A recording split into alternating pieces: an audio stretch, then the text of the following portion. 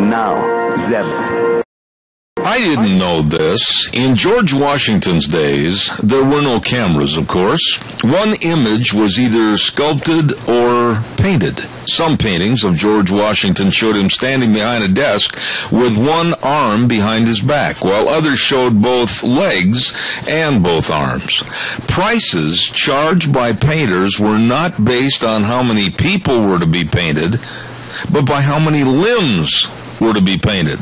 Arms and legs are limbs. Therefore, painting them would cost the buyer more. Hence the expression, okay, but it'll cost you an arm and a leg. Artists know hands and arms are more difficult to paint. There you go. I learned something this morning. I hope you did too.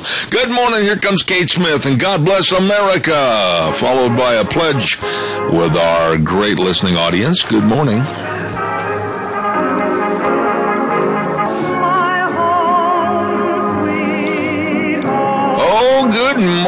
Good morning. I'm Zeb Bell at Zeb at the Ranch on a Monday morning, kind of a blustery morning outside this morning. And our major sponsor, of course, your Magic Valley Les Schwab Tire Centers, all 7 locations serving you. And also some of our great advertisers on the program, including Lee's Furniture, Floors, and More at 459 Overland in Burley.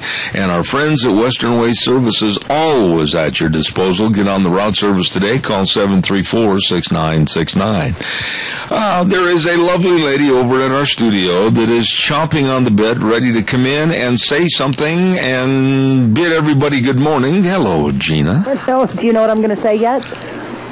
No.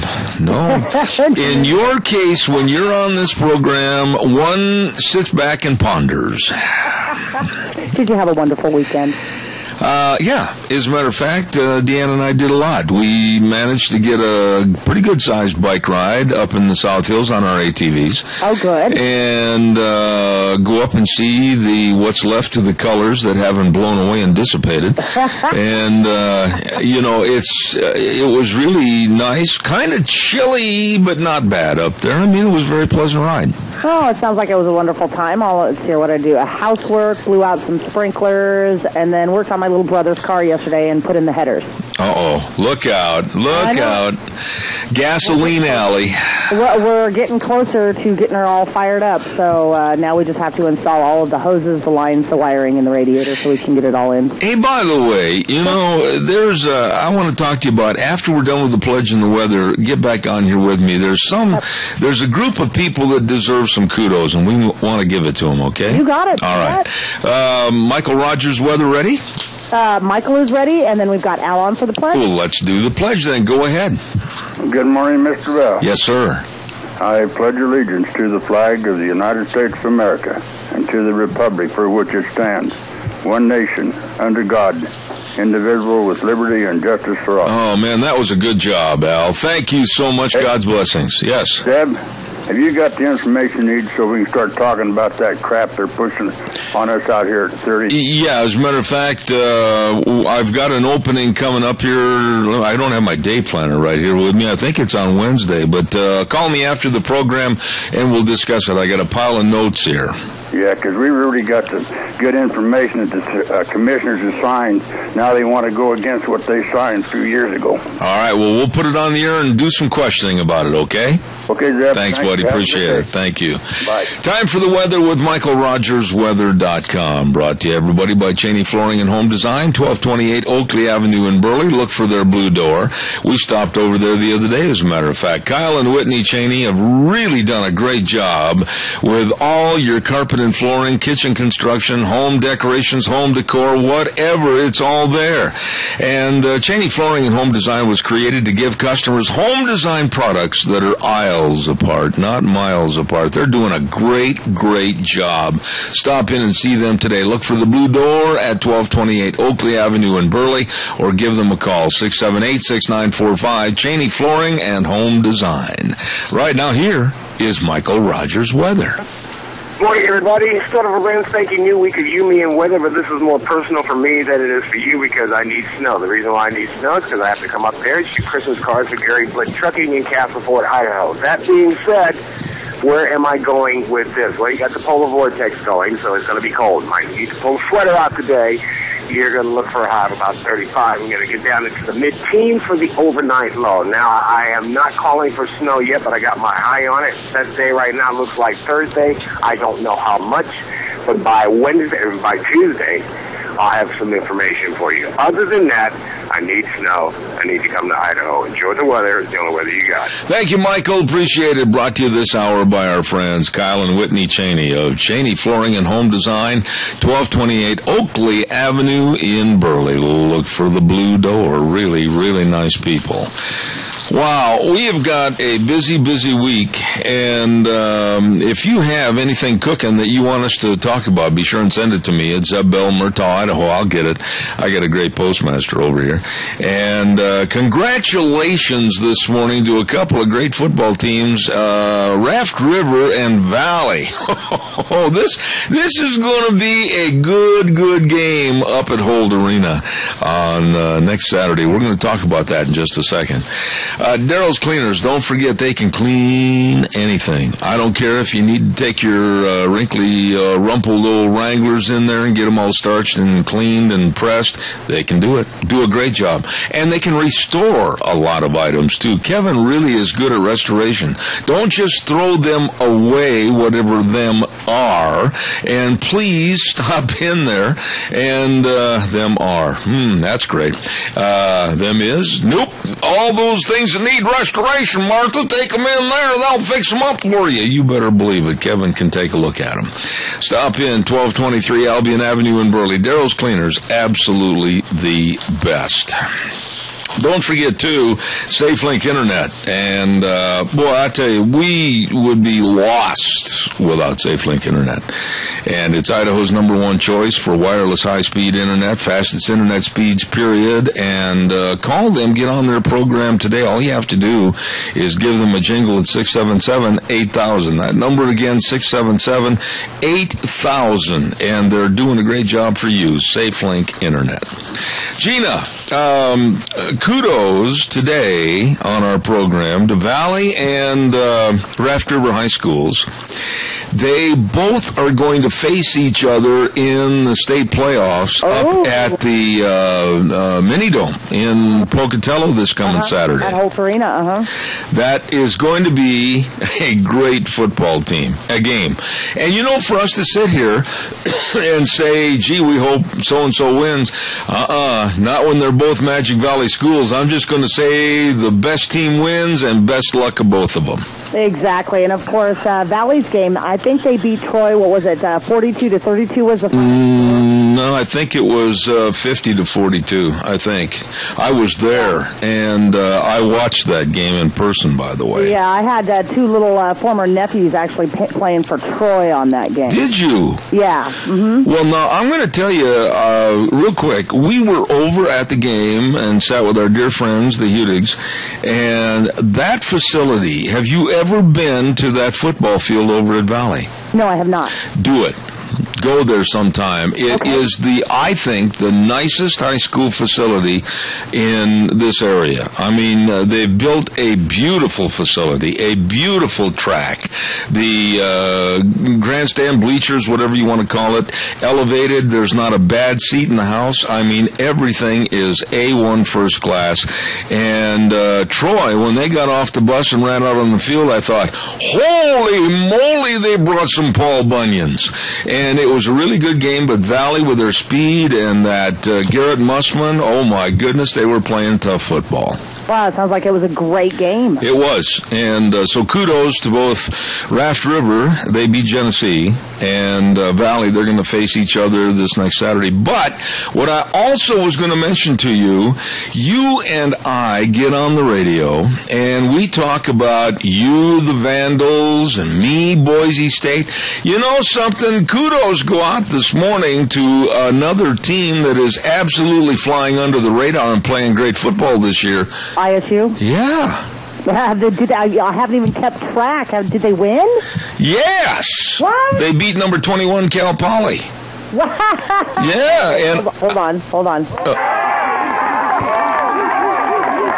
There you go. You know, it's so easy to get engulfed in your favorite team, yours the Vandals, and I follow Boise State, which they didn't look so good. They were lucky to pull that game out of the hat the other night. But Idaho State has really turned their football program around, Gina, so I think we better start including them in our kind of a wrap-up towards the end of the week. Yeah, and of course, Vandals lost. Yeah. Surprise. Yeah. 35-21 against San Diego State. And Boise State was getting their hat handed to them in no uncertain terms by New Mexico and had to storm back and win that game. And was it a home game? No, it was away at New Mexico. And to be very honest with you, Boise State looked terrible. And New Mexico, I think they've won only by 3 games this year. They looked absolutely unstoppable. What's Boise's record for the year? What is it now? 6 and let's see.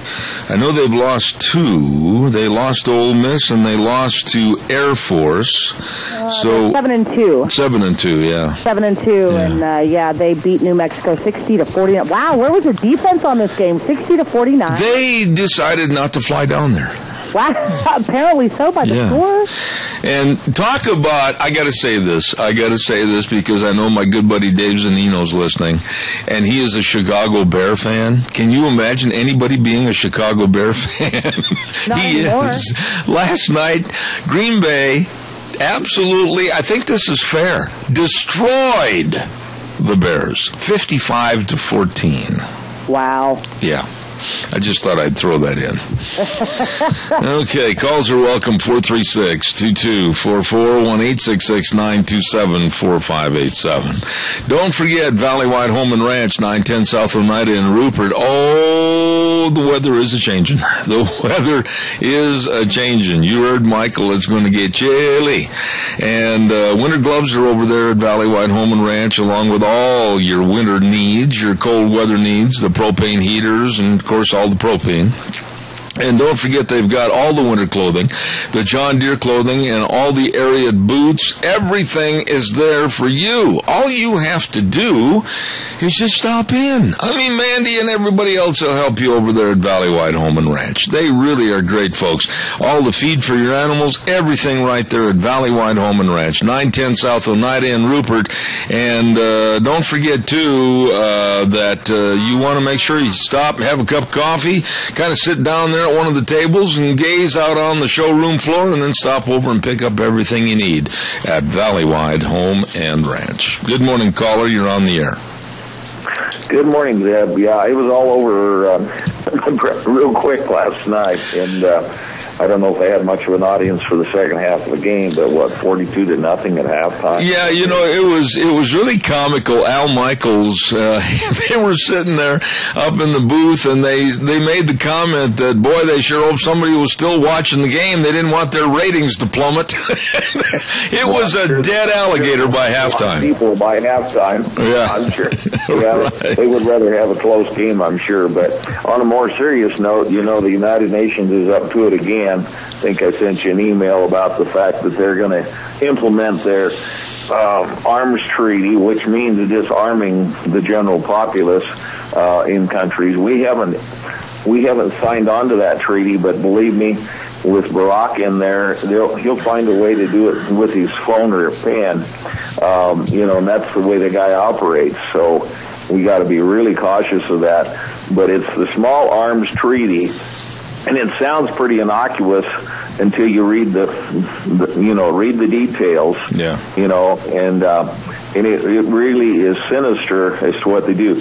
You have all these refugees that come into Twin Falls through the refugee center and so forth, and I've visited with some of them from Bosnia and different places, and they've all been disarmed, and then when they're disarmed, they're at the mercy of the whoever to just subjugate them, kill them, and so forth. And so that's we got to keep our guns, folks, but we got to get out of the UN. Amen. I couldn't agree more. Adrian, good to hear from you, and we're going to be talking more about that a little bit later. Thank you very, very much. Appreciate it. See you on Wednesday. I'll plan you bet. on the program there Wednesday. All right, sir. We'll see you again. And thank stay you. Warm. It's cold out there. All right, thank you. Take care. Bye. Oh, yeah, he's, the Small Arms Treaty, and you know what? We'll stop the bus just for a second here.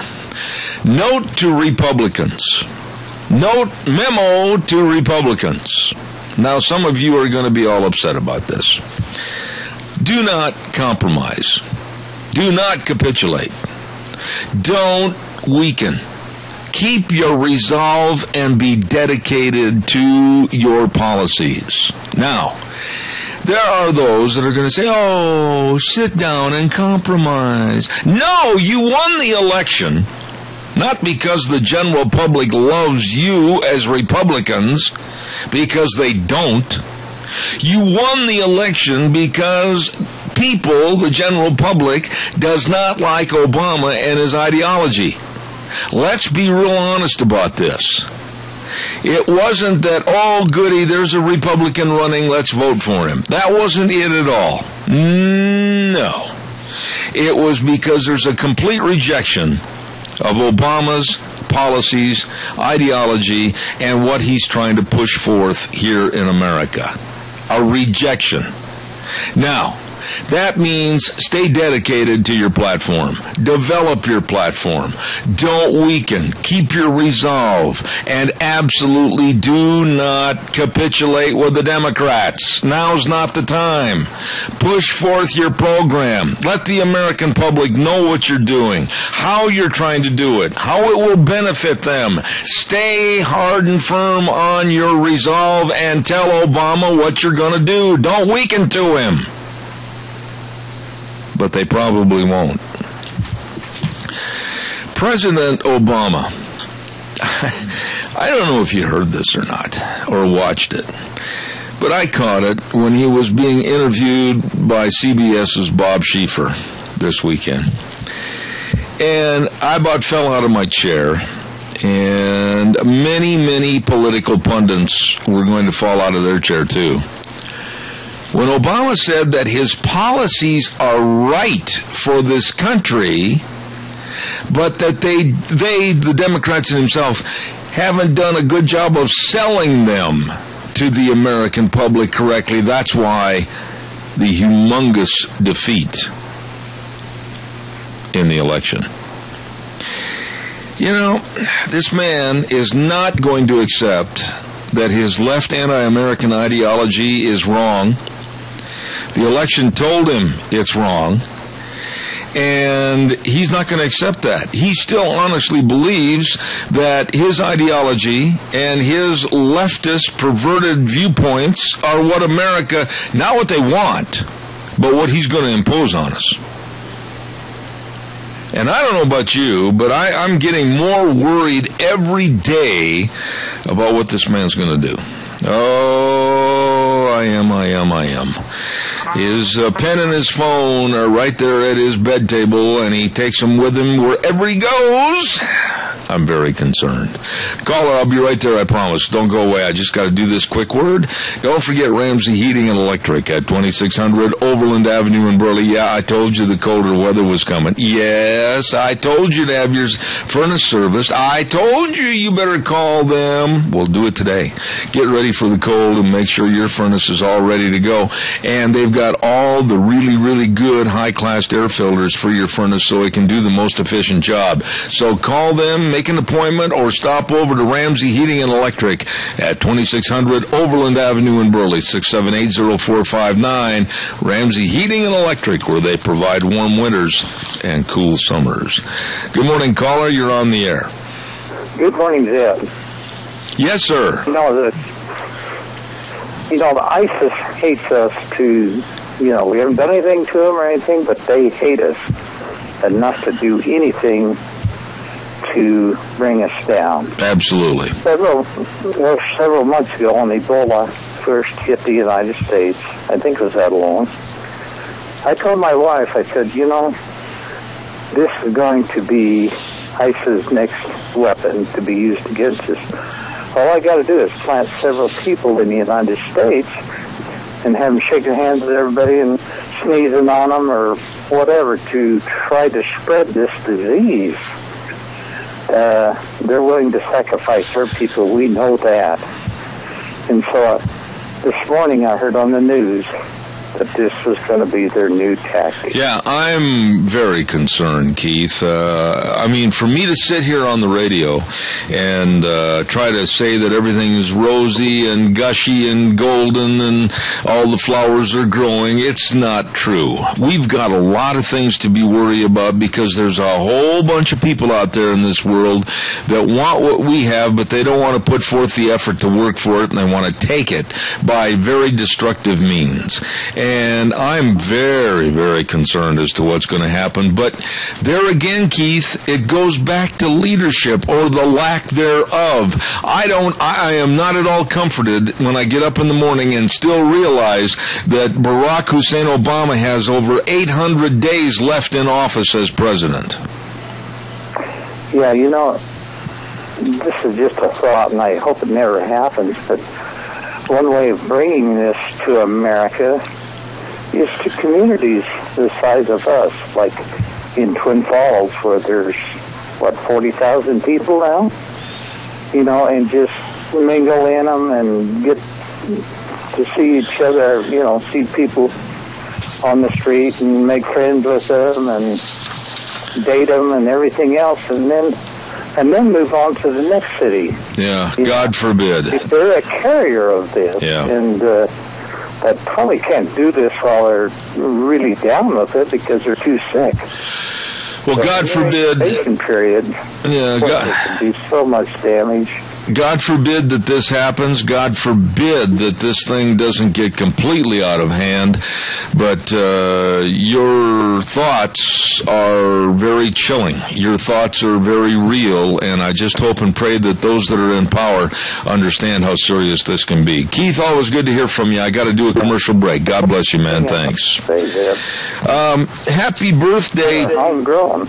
Well, I agree with you. We got some really homegrown problems here, and we've got to take care of it. Thank you very much, Keith. God bless you. You bet. Bye-bye. Happy birthday today to Carl Clark. There is a man that's been a good friend of this program for a long time, and I just want to extend to him the very best of birthday wishes. He and his lovely wife, Joanne, just first-class people, and I just think the world of them. And also, happy anniversary to Jimmy and Kate Edwards this morning. Happy anniversary to the Edwards. Happy birthday to Carl Clark. Have a great day. Time for the Ag Minute, brought to you by our dear friends up there in Washington. And what's the matter, Deanne? Something wrong? Oh, she's checking something. Anyways, brought to you by Pacific Steel and Recycling, 320 West Main in Burley. Oh, my goodness, the number to call, 678-2321. The Capital Press Ag Minute will be brought to you by them, and I'll be right back and tell you more about Pacific Steel and Recycling. Gina, if you would, please. The Capital Press Ag Minute is brought to you by OnlyAg.com. The Trans-Pacific Partnership now being negotiated would meld the trade policies of the U.S. and 11 Asian and Central and South American nations for agricultural products and other goods. In addition to the U.S., Australia, Canada, Chile, Japan, Malaysia, Mexico, New Zealand, Peru, Singapore, and Vietnam are involved. The stakes are enormous. Last year alone, the U.S. shipped more than $58 billion in agricultural exports to the TPP countries. The TPP would eliminate tariffs, taxes other countries put on imports entering their markets. Experts say that increases the possibility of getting U.S. wheat and other agricultural products into emerging markets, such as Vietnam or Indonesia. This is Hannah Brous. To receive instant, exclusive, unlimited access to the West Agricultural News Source, register your account today at CapitalPress.com. Pacific Steel and Recycling is helping those in need in the area. Bring any of the following in to Pacific Steel and Recycling: new or gently used coats, clothes, blankets, or toys for children ages 1 to 5, and you could get $10 more per ton for scrap iron and 5-cent bonus on aluminum. Please remember these folks. They are so good, so helpful helpful to the community. Pacific Steel and Recycling, 320 West Main in Burley. Really good folks, bringing you the Capital Press Ag Minute. All right, calls are welcome, 436-2244, 1-866-927-4587. Gotta ask you, when you look at Al Sharpton, you know, little bitty Al, he used to be very, very, there's no gentle way to say this, fat. And he had the long hair, you know, and he was pretty corpuscly and everything else. Well, now little Al is really little Al. And he calls himself a reverend, but certainly doesn't act like a reverend. But isn't it a little spooky to you that a man that's never been voted in for anything, not a member of Congress, not a member of the political constituency, not a respected member to talk politics with, who is the first person after the elections that Obama ran to and visited with at great length? It was little Al Sharpton. Of all people. You know, there's certain people that I have no respect for, and I don't care what I say about them because of their actions towards our country and various community projects, etc. Al Sharpton is one of those people that I don't care what I say about him because I have no respect for him. He's nothing more than an ambulance chaser. And with the ambulance in this case is race. And anytime there's a racial discord in any community, little Al is right there on his bicycle, pedaling as fast as he can to get his name and face in the middle of it so he can make his money. He makes his money off of racial discord. And this man is a detestable man. He's a very slimy little man. And when you think about it, how he is so revered by Obama, that right after the election, that's who Obama runs to, doesn't that bother you just a little bit? Caller, good morning. You're on the air. Good morning.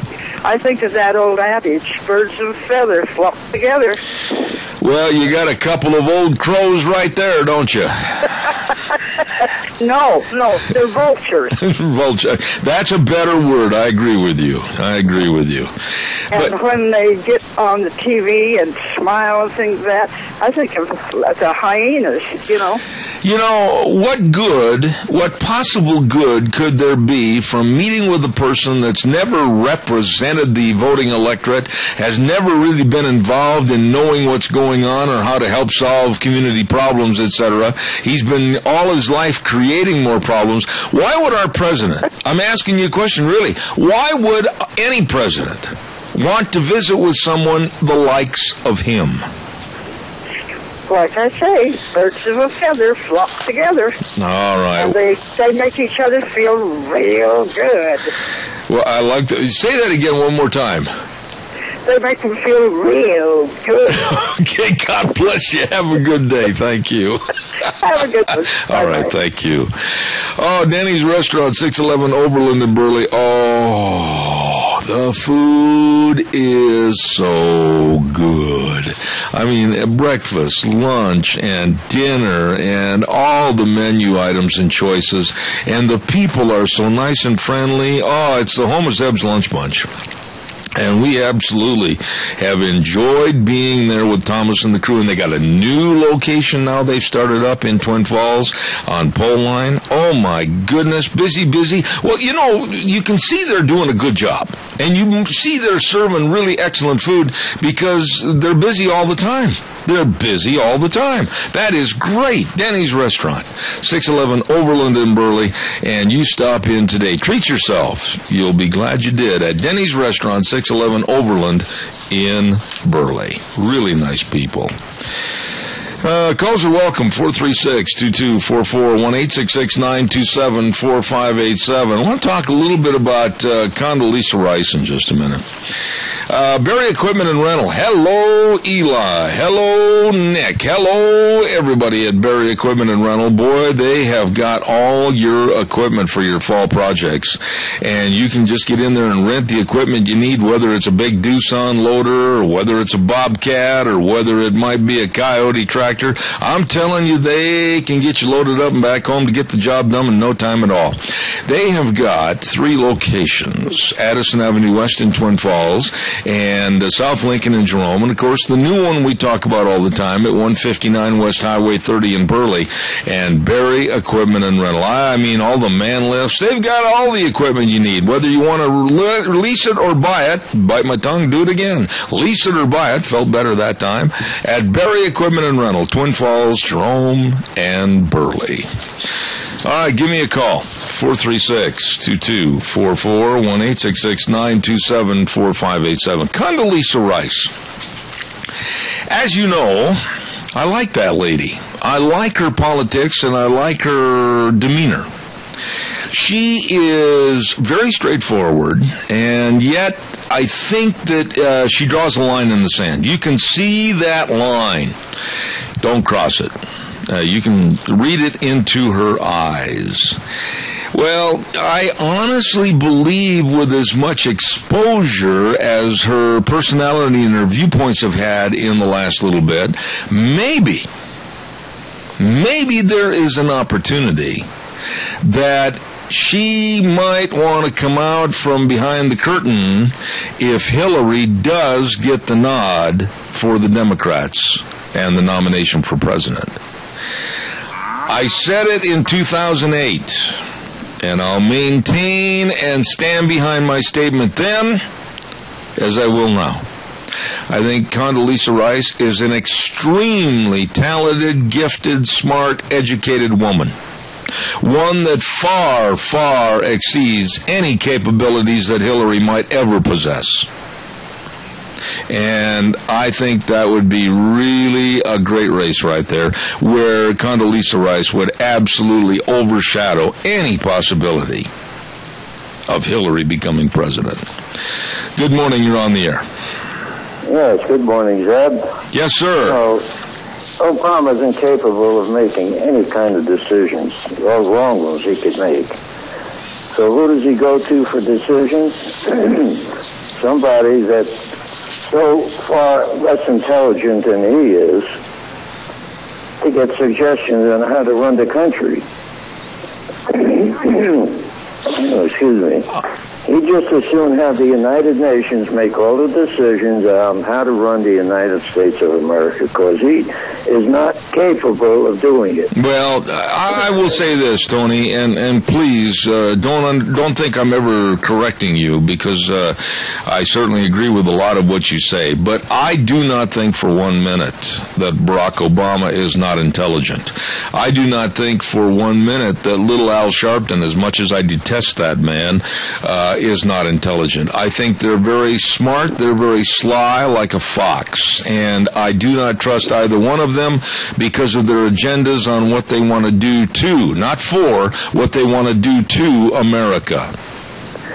Well, they're two devious people, and they're just a tremendous danger to this country. They're a cancer on this country. I can't argue that. I agree with you, but just give me a simple answer here. Why? I mean, why in the world would a president, a sitting president right now, want to confer with somebody that is such a radical, someone that is such a race baiter as Al Sharpton on political motivation as to what happened during the last election? Why? Both of them want this country to go down. There's no question in my mind about it. That's why they're so upset. All right. They'll have to destroy this country and any means to do it. Well, I can't argue that, Tony. I'm very concerned about the status of things right now. God bless you and have a good day, my friend. Thank you. Thank you very much. Good man right there. I really enjoy him and Mary. I have a question for you folks this morning, and I'd like to hear from you. Did it not strike you as odd that last week on Friday, after the election that Obama is going to commit $5 billion, that's a lot, with a B, $5 billion and 1,500 troops to go over to Iraq. Now, I was sitting there having lunch with my lovely bride, and this came on the news, and they were talking about $5 billion and 1,500 troops going over to Iraq. And with my questioning mind as to what are they doing, it hit me. And this is my own personal opinion, you can laugh, scoff, giggle, whatever you want, tee-hee at me, that's fine, I've got big shoulders. The only reason Obama is doing that right now, is to put a black mark on the Republican victory. Think about this. The Republicans won the election. Hands down, it was a landslide. It was a tsunami. So he comes out and says, okay, we're going to commit 1,500 troops and $5 billion to Iraq. Well, people are not going to remember Obama doing it. They're going to look back and say, well, yeah, when the Republicans took over after the election, even though they haven't put those people in office yet, they right away took $5 billion and put 1,500 troops on the ground in Iraq. I honestly believe that's why old Barack did it. To absolutely throw dispersions against the Republican Party. I believe that with my heart of hearts.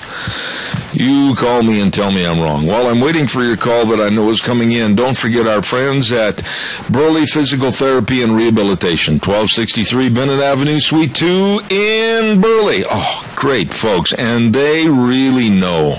They know sports medicine. They know all the exercises. They have all the services available. They've got a pool for hydrotherapy that is absolutely excellent. A couple of sessions in that pool, and oh my goodness, does it help.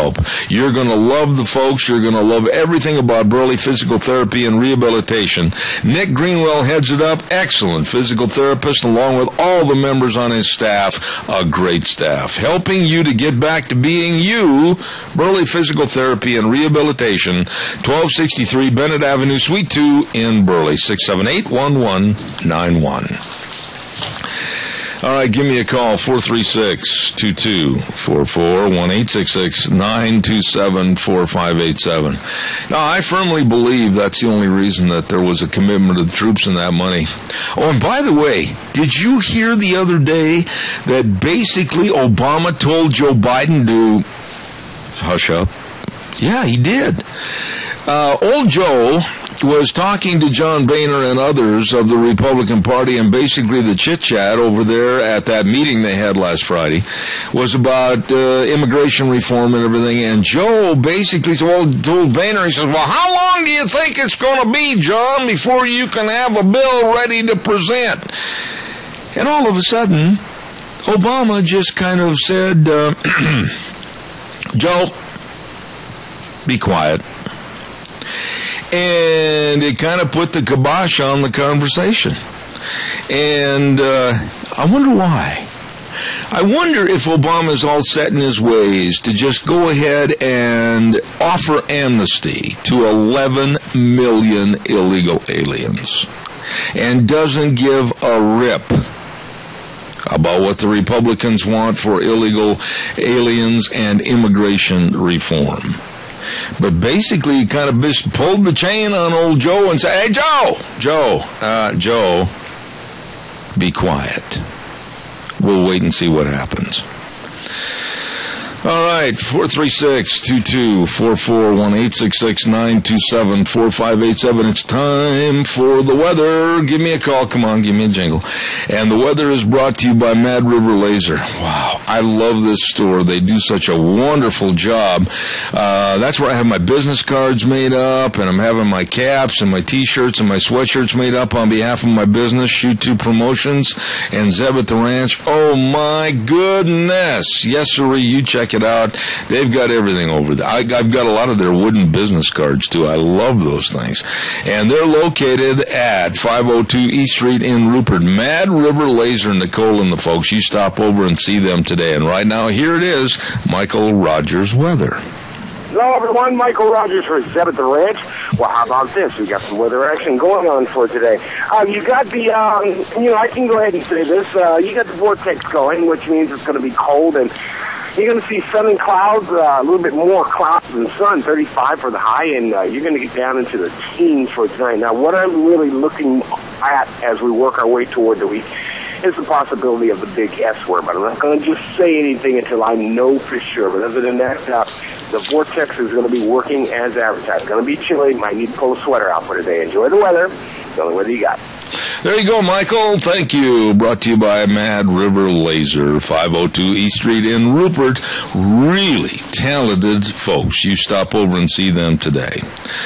All right, give us a jingle. Something keeps dinging on my desk, and I thought it was my telephone, but no, it's not my phone. I have no idea if it's my computer or what, but something just keeps dinging here all the time. Like, ding, and then it'll quit, and then about 5 minutes, ding, it'll do it again. I have no idea what it is. And Gina's laughing because I've got a tablet here, Gina, and I'm learning how to use it, but that's not dinging because I don't have it turned on. Do you have a watch that has an alarm on it? No. Are you kidding? I don't want to watch with an alarm. I don't want to be aware of what I missed 10 minutes ago. Don't blame you. Don't blame you. Oh, man, I don't know what that is, but it's driving me nuts. Did you hear it in the background? No, I can't hear it. Oh, little bitty ding. And does it sound like a egg timer ding? An egg timer ding? Mm-hmm. You know how the egg timer goes ding? Yeah, Deanne's got an egg timer out in the other room, but I never thought about it. I guess maybe it is kind of like, it's a kind of a ding. There, it's not like the cow. It's ding. No, you've got a phone call, mister. All right, thank you very much. Caller, good morning. You're on the air. Hey, how you doing this morning? I'm great, thank you. Go ahead. I was just wondering if I could give a plug for something that one of the people that works with you is involved in, Steve Benton.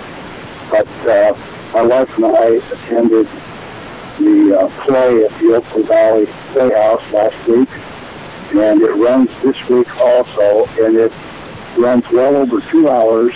We thought we were there for 30 or 45 minutes. It's unquestionably one of the best plays they've ever put on out there. I'd like to recommend that everybody go see it and support it. It's great. All right, sir. Well, I know that they appreciate that, and they appreciate the compliments and the kudos. All right? Thank you. Appreciate that. Whew, that came through loud and clear, didn't it? Man, that blew my sinuses out there for a minute. Calls welcome, 436-2244, 1-866-927-4587. Did you hear about this goofball lefty? Now, I don't know, nor am I familiar with this blog. It's called The Salon. It sounds like a hairdressing deal, but I don't know what it is. It's a left-wing blog. They call it The Salon. Well, anyway, this guy, I heard it on the news this morning, wrote a blog from the Salon that said basically that all of our vets, all of our veterans are not heroes. No, they're not heroes at all, and they don't protect his freedom, and he wants to see and stop hearing anything about our vets and all the honor given to them and everything. I don't know who this guy is, but I will tell you this. He better not show up on this program. You know, our veterans are having their day tomorrow. And I know we're going to have Ken Mort on our program, and we're going to do some other special things for our veterans on Veterans Day tomorrow, a remembrance. But you know, I lost a lot of friends in the service, and this is hard for me to talk about. Some of my buddies from high school, and some of my buddies from college. And for these left-wing nuts that have not got the combined IQ of a full garbage sack to come out and say that our veterans are not heroes and they're not protecting his freedom, that is above and beyond the pale. I know that everybody says, oh, thou shalt not hit, thou shalt not strike thy neighbor. Well, he'd better not show up on this program. We owe everything to our vets, a volunteer force that puts their lives on the line and have put their lives on the line for a long, long time through many conflicts, conflagrations, and wars. While we sit at home and we're able to climb into our geezer chairs in the evenings and watch the news or watch some silly sitcom, they're laying in a foxhole fighting for our safety and security. How dare, and I mean this, I have no patience with these people. How dare anyone belittle our veterans? How dare anyone belittle our freedom? And how dare anyone belittle our flag? I just, you, in this day and age, maybe there's somebody out there that, oh, well, they've got a right to their protected free speech. Yes, they do.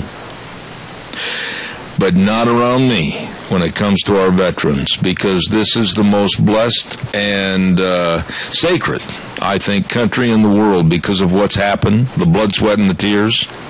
And for somebody to run down our vets when they've been there on the front line, they've been there in the foxholes, as I said a moment ago, and they put their future on the line to help us, don't ever get on this program and diminish their value or tomorrow diminish their day, Veterans Day. Not around me. Calls are welcome, 436-2244, 1-866-927-4587. Sophie's Chatterbox, 530 E Street on the square in Rupert. My goodness, open Monday through Friday, 6 to 6, Saturdays and Sundays, 6 to 2, and they've got a bakery over there. Oh, my. Wedding cakes, cookie bars, homemade bread, delicious cinnamon rolls. Cinnamon rolls. You ought to see the size of those cinnamon rolls. Wow, they're good. Sophie's Chatterbox, 530 E Street on the square in Rupert. You stop over. Breakfast, lunch, or dinner, serving you at Sophie's Chatterbox. Good morning, caller. You're on the air. Yeah, Zeb. Today's Marine Corps birthday. Yep. And you're talking about the veterans. Tomorrow, there's all kinds of veterans programs going around. I don't know who this weirdo is that don't think they ought to be referred to as heroes. Maybe not heroes, but they're definitely patriots, which I don't think he is. Anyway, you were talking about Obama. His basic agenda, I believe, is he's a Muslim, and the Muslims want to take over the world. So he has to diminish this country down to where they can do that. And I really think that's the hidden agenda in there. Well, I don't think we've seen the worst of him yet. No. Absolutely not. You're spot on, and I'd stand shoulder to shoulder with you on that statement right down to the last minute. This man has about 800 days left in his administration, and I'm more than afraid what he's going to do. I said it last week, and I'll stand behind it. I think he is like a cornered rat right now, knowing that his policies and ideology are not acceptable. He is capable of doing anything. Yeah, I agree with you. All right, sir. God bless you. Good to hear from you. Yeah. Thank you. Anniversary. No. Yeah. Marine Corps, let's say, Gina, let's have a great big salute to the United States Marine Corps and their birthday today. Let's have a salute, all right? How about that? A hallelujah. Yeah, hallelujah. There you go. Thank you very much. The Marines, I'll tell you what, I know a lot of Marines, and I've got a lot of respect for those folks. They are fantastic. Don't forget, winter driving. Are you ready for it? Yeah.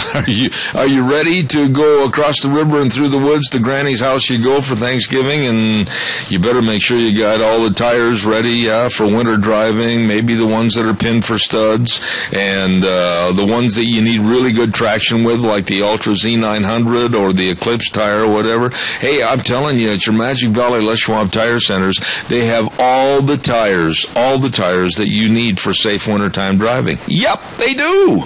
And, of course, the best in batteries. You heard Michael say it's going to get cold. Where was it the other day? I heard somebody, Doug Johnson, I think it was Doug Johnson over in Elbert, Colorado, said that tomorrow they're expecting a high in the morning when he gets up of 4? 4. Are you kidding me? Anyway, better make sure you got a really good battery to turn that engine over and get it started. And that's, of course, at your Magic Valley Les Schwab Tire Centers and all the chains and everything else. They've got them for you. You bet you wintertime driving, no problem. At your Magic Valley Les Schwab Tire Centers, Lane and Rupert, Dave on Blue Lakes and Twin, Mike and Buell, Mike and Jerome, the Twist family in Paul, John on Pauline in Twin Falls, and Randy on Overland in Burley, your Magic Valley Les Schwab Tire Centers.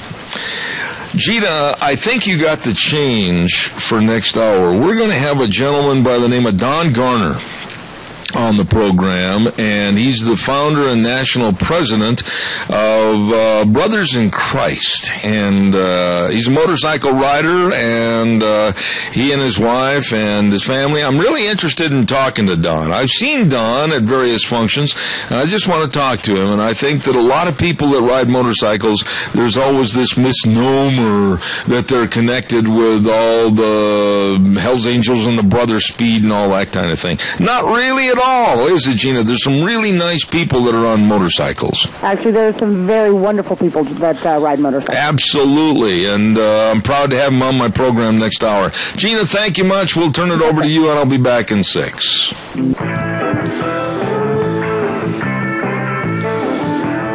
Oh, good morning. The wind is blowing outside. Skies are nice and blue, though. Good morning. I'm Zeb Bell, Zeb at the Ranch, with our major sponsor, your Magic Valley Les Schwab Tire Centers.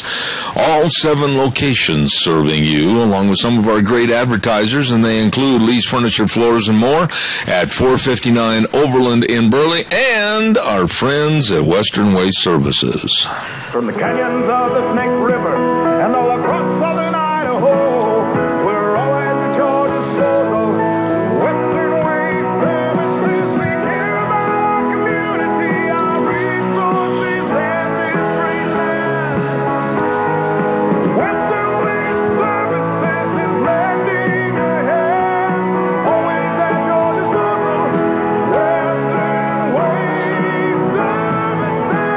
always at your disposal. I'm telling you, these folks really, really care. They stop by my place every Thursday, and I'll guarantee you it's just like clockwork. Picking up our garbage, it's gone, it's out of there, not to worry about it. You call and get on the route service today. Western Waste Services, 734-6969. 734-6969, and it's true. They are always at your disposal, Western Waste Services. We're going to have our guest with us in just a moment. Hey, by the way, we got another birthday out there, and this is from Grandpa. I know this Grandpa.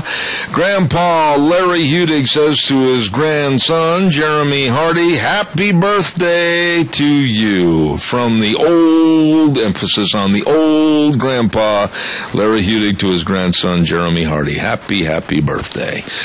I want to remind you, too, about our friends over at Hanson Mortuary, 710 6th Street in Rupert. Number to call, 436-5636, with Joel Heward, the manager.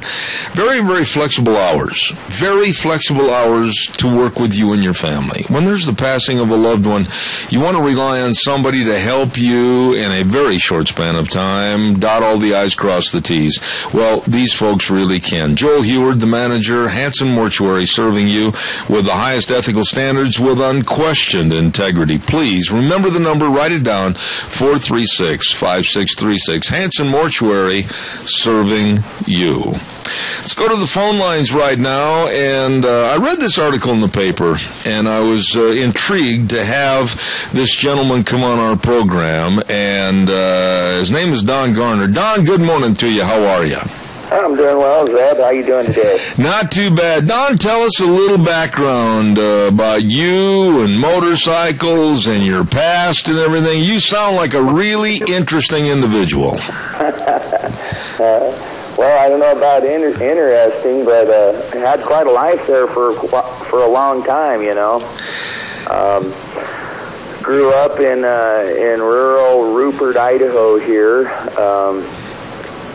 You know, folks worked hard, and my siblings, and kind of got caught up with the wrong crowd of people, and went a lot of different ways, and wasn't such a good world. I thought it was, but you know, you get involved in drugs and alcohol and that party scene that's out there, and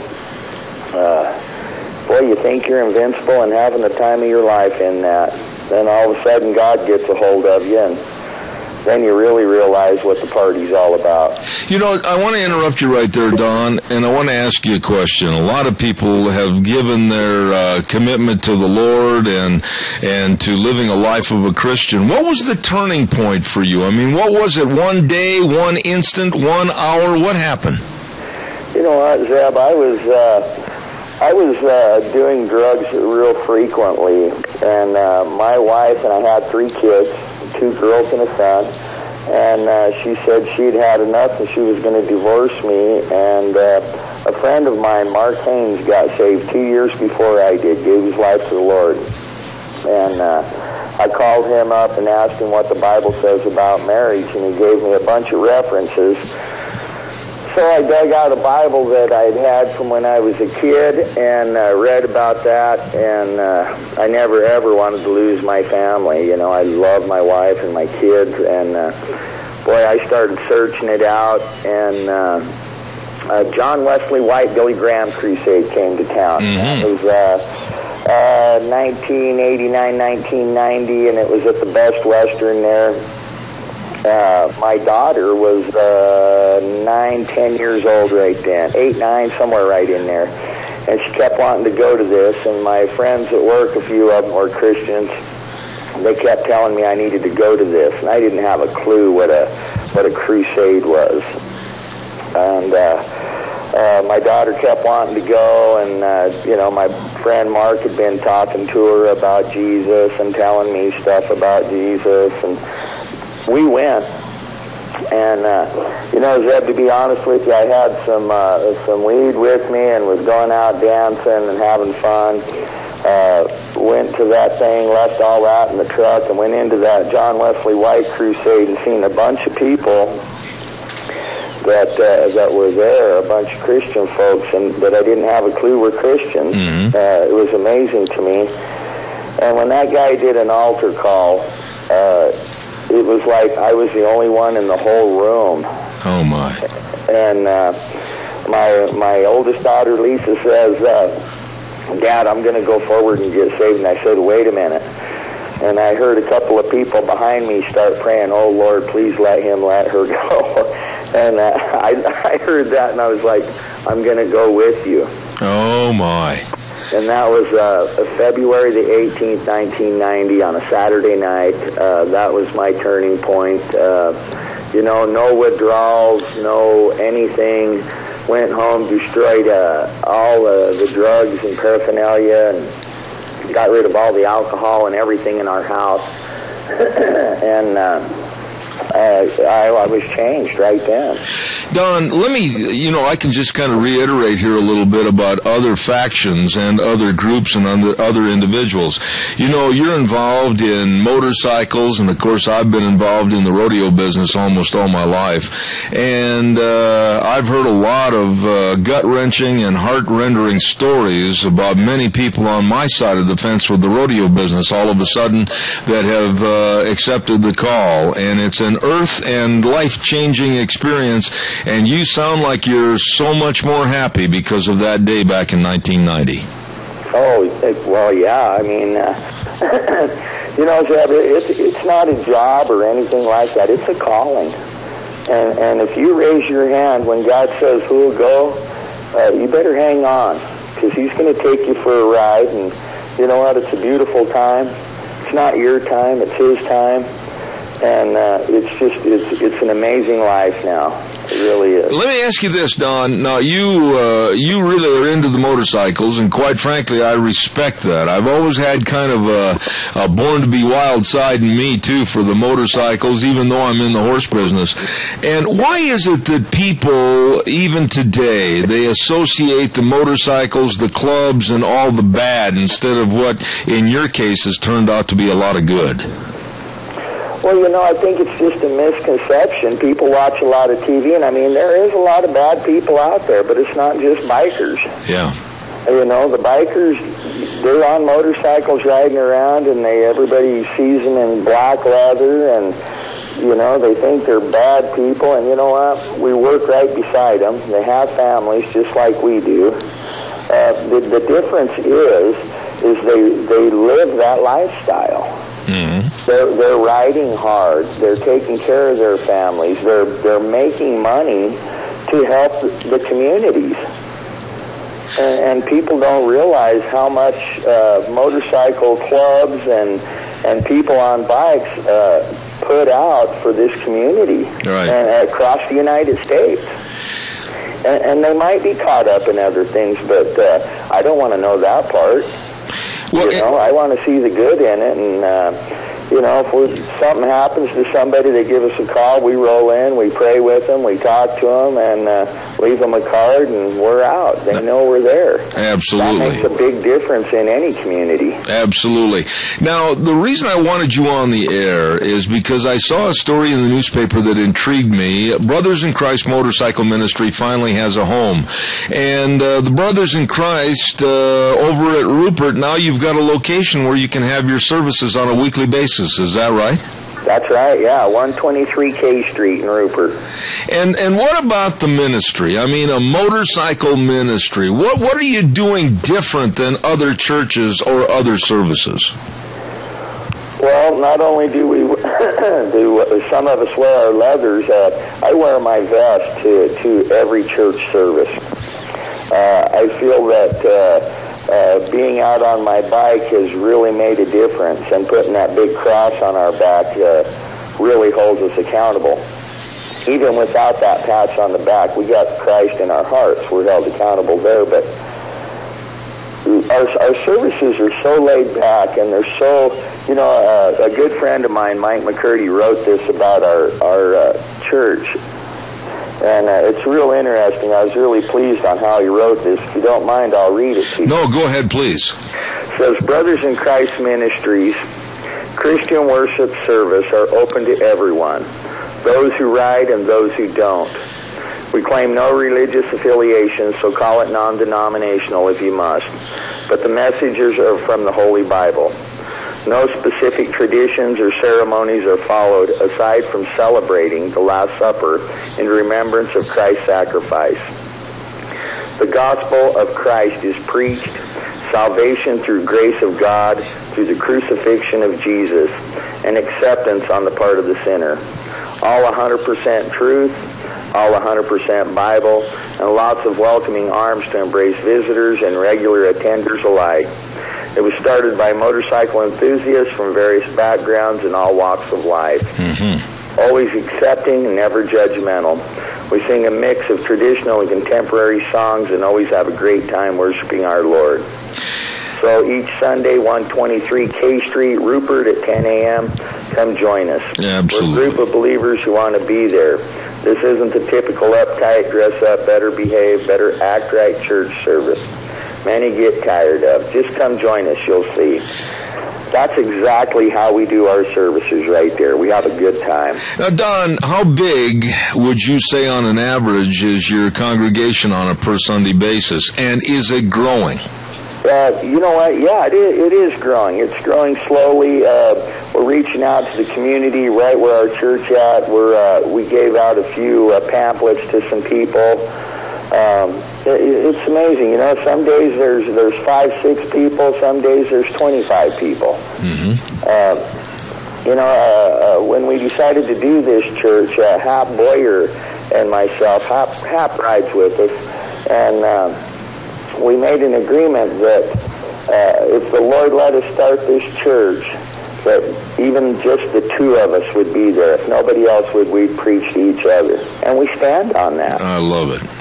Even if there's just me and my wife, or me and Mike, or me and one of the other folks that come to church, they're going to get a message.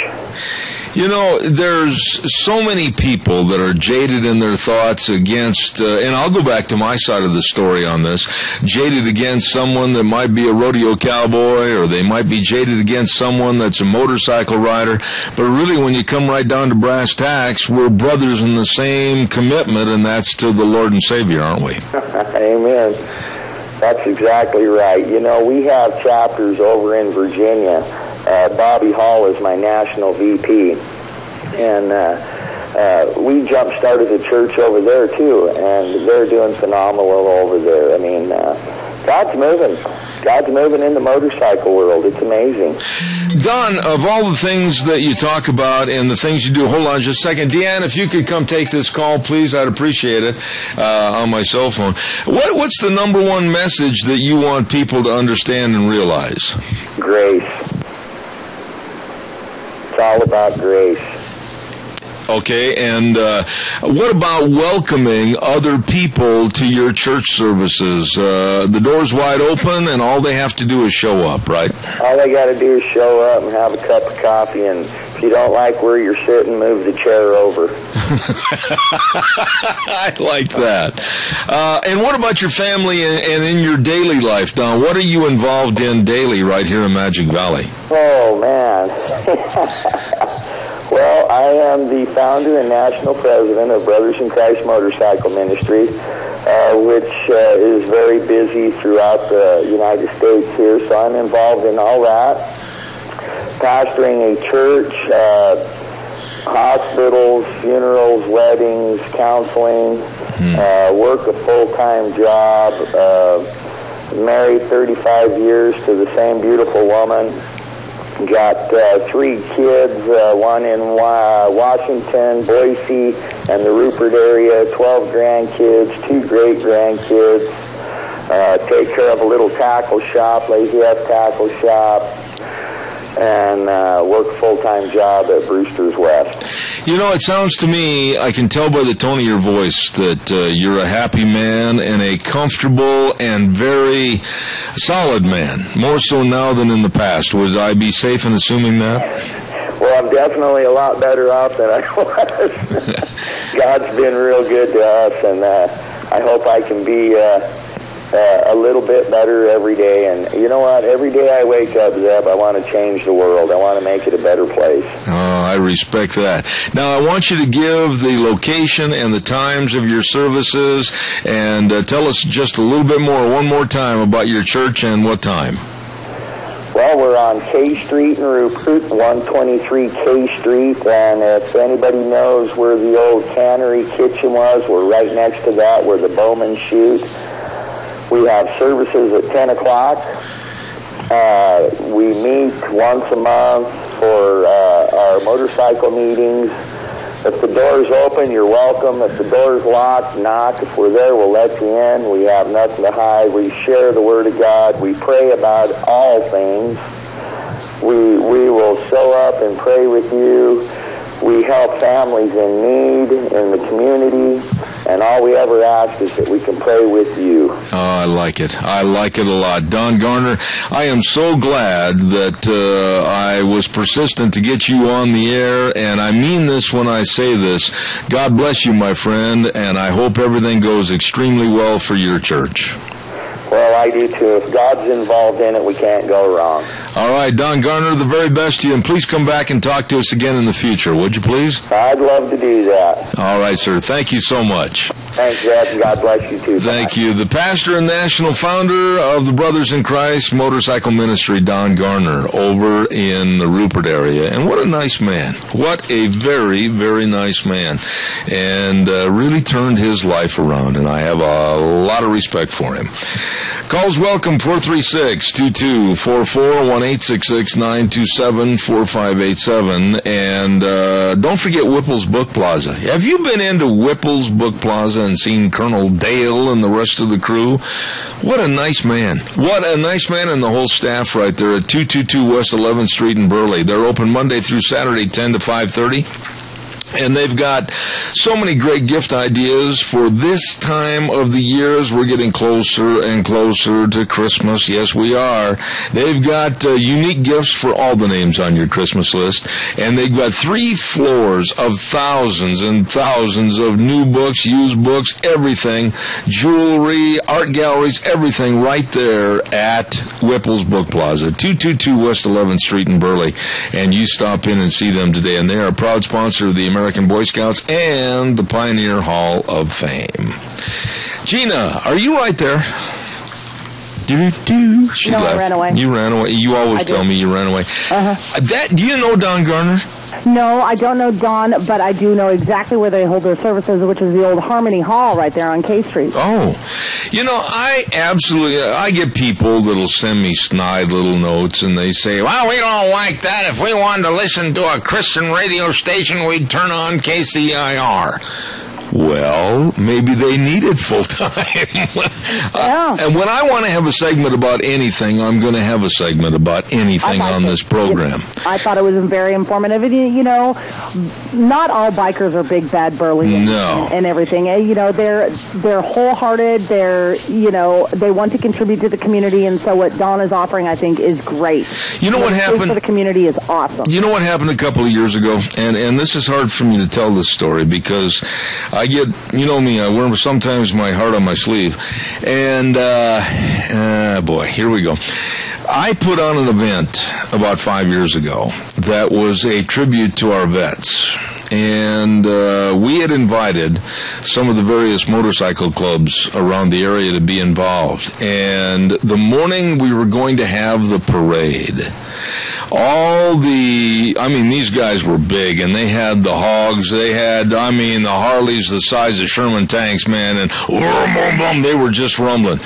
Well, down the road past my place, going to the parade that we had organized, here come all of the motorcycle groups, and they had an American flag and a POW flag on their motorcycles. And I never will forget, we were organizing the parade, and I was in a golf cart running back and forth to make sure that everybody was in their proper place and ready. And all of a sudden, this guy, I don't know, he had to be 6'7", 6'8", weighed 300 pounds, had a bandana around his head. He came up from behind me and he said, "Are you Zeb Bell?" And I thought, no, he just left about 5 minutes ago, and you'll find him over there someplace. And I said, yeah, I am. And I expected my life to come to an end as I knew it. But you know what? Tears started flowing down his cheeks. Yeah. Mm-hmm. And he said, "Thank you for putting this event on for our fallen brothers." Yeah. And he gave me a bear hug that to this day I still think I'm not going to recuperate. But you know what? I backed up and I looked at him and I shook hands, and he said thanks again, and he got on his bike and drove away. Yeah. And that meant so much to me that you just don't want to judge somebody from the cover. No, never judge a book by its cover. No. I have some of my nearest and dearest friends are hardcore bikers. Yep. And they are the type of people who will stop on the side of the road to help a little old lady. They are the type of people who will hold the doors and carry the groceries and do the Toys for Tots run. And they open up their hearts. They might be big and ugly and burly and just they might look all scary.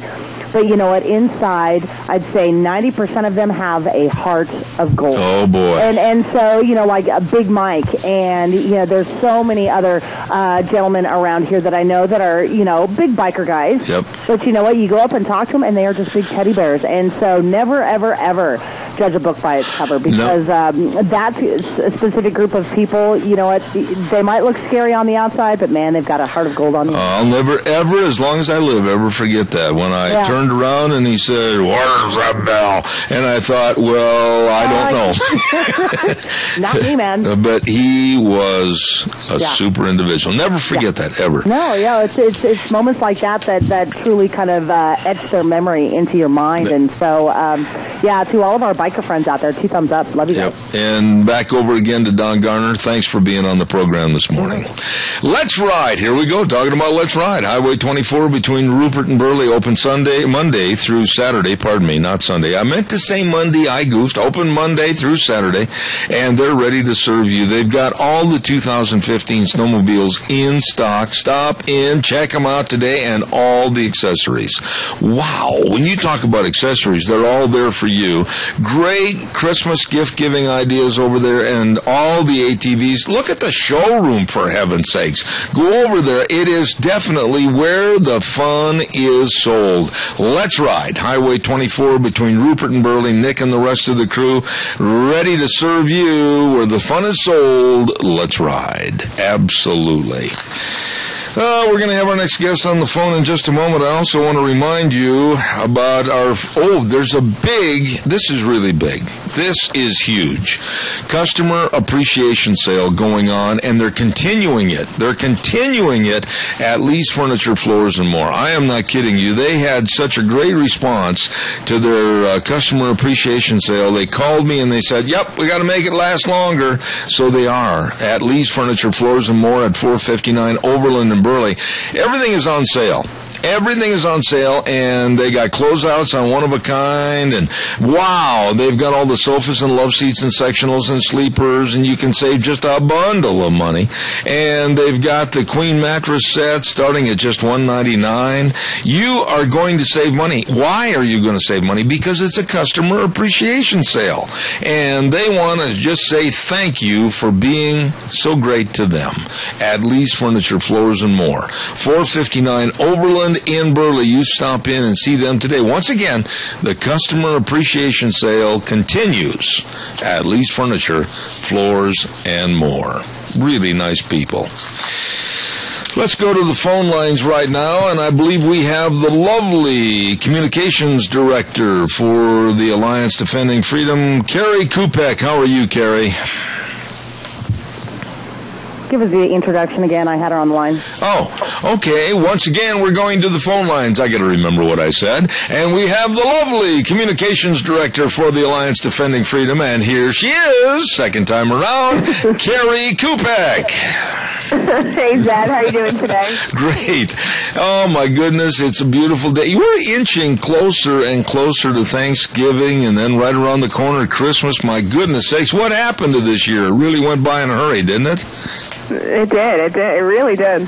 Now, tell us, I've got a couple of stories here this morning that the Supreme Court may force the March for Life to pay for abortion bill coverage. Wait a minute. I thought we had this mess solved when the Supreme Court went in favor of Hobby Lobby. What's going on here? Right. This is a really interesting case because...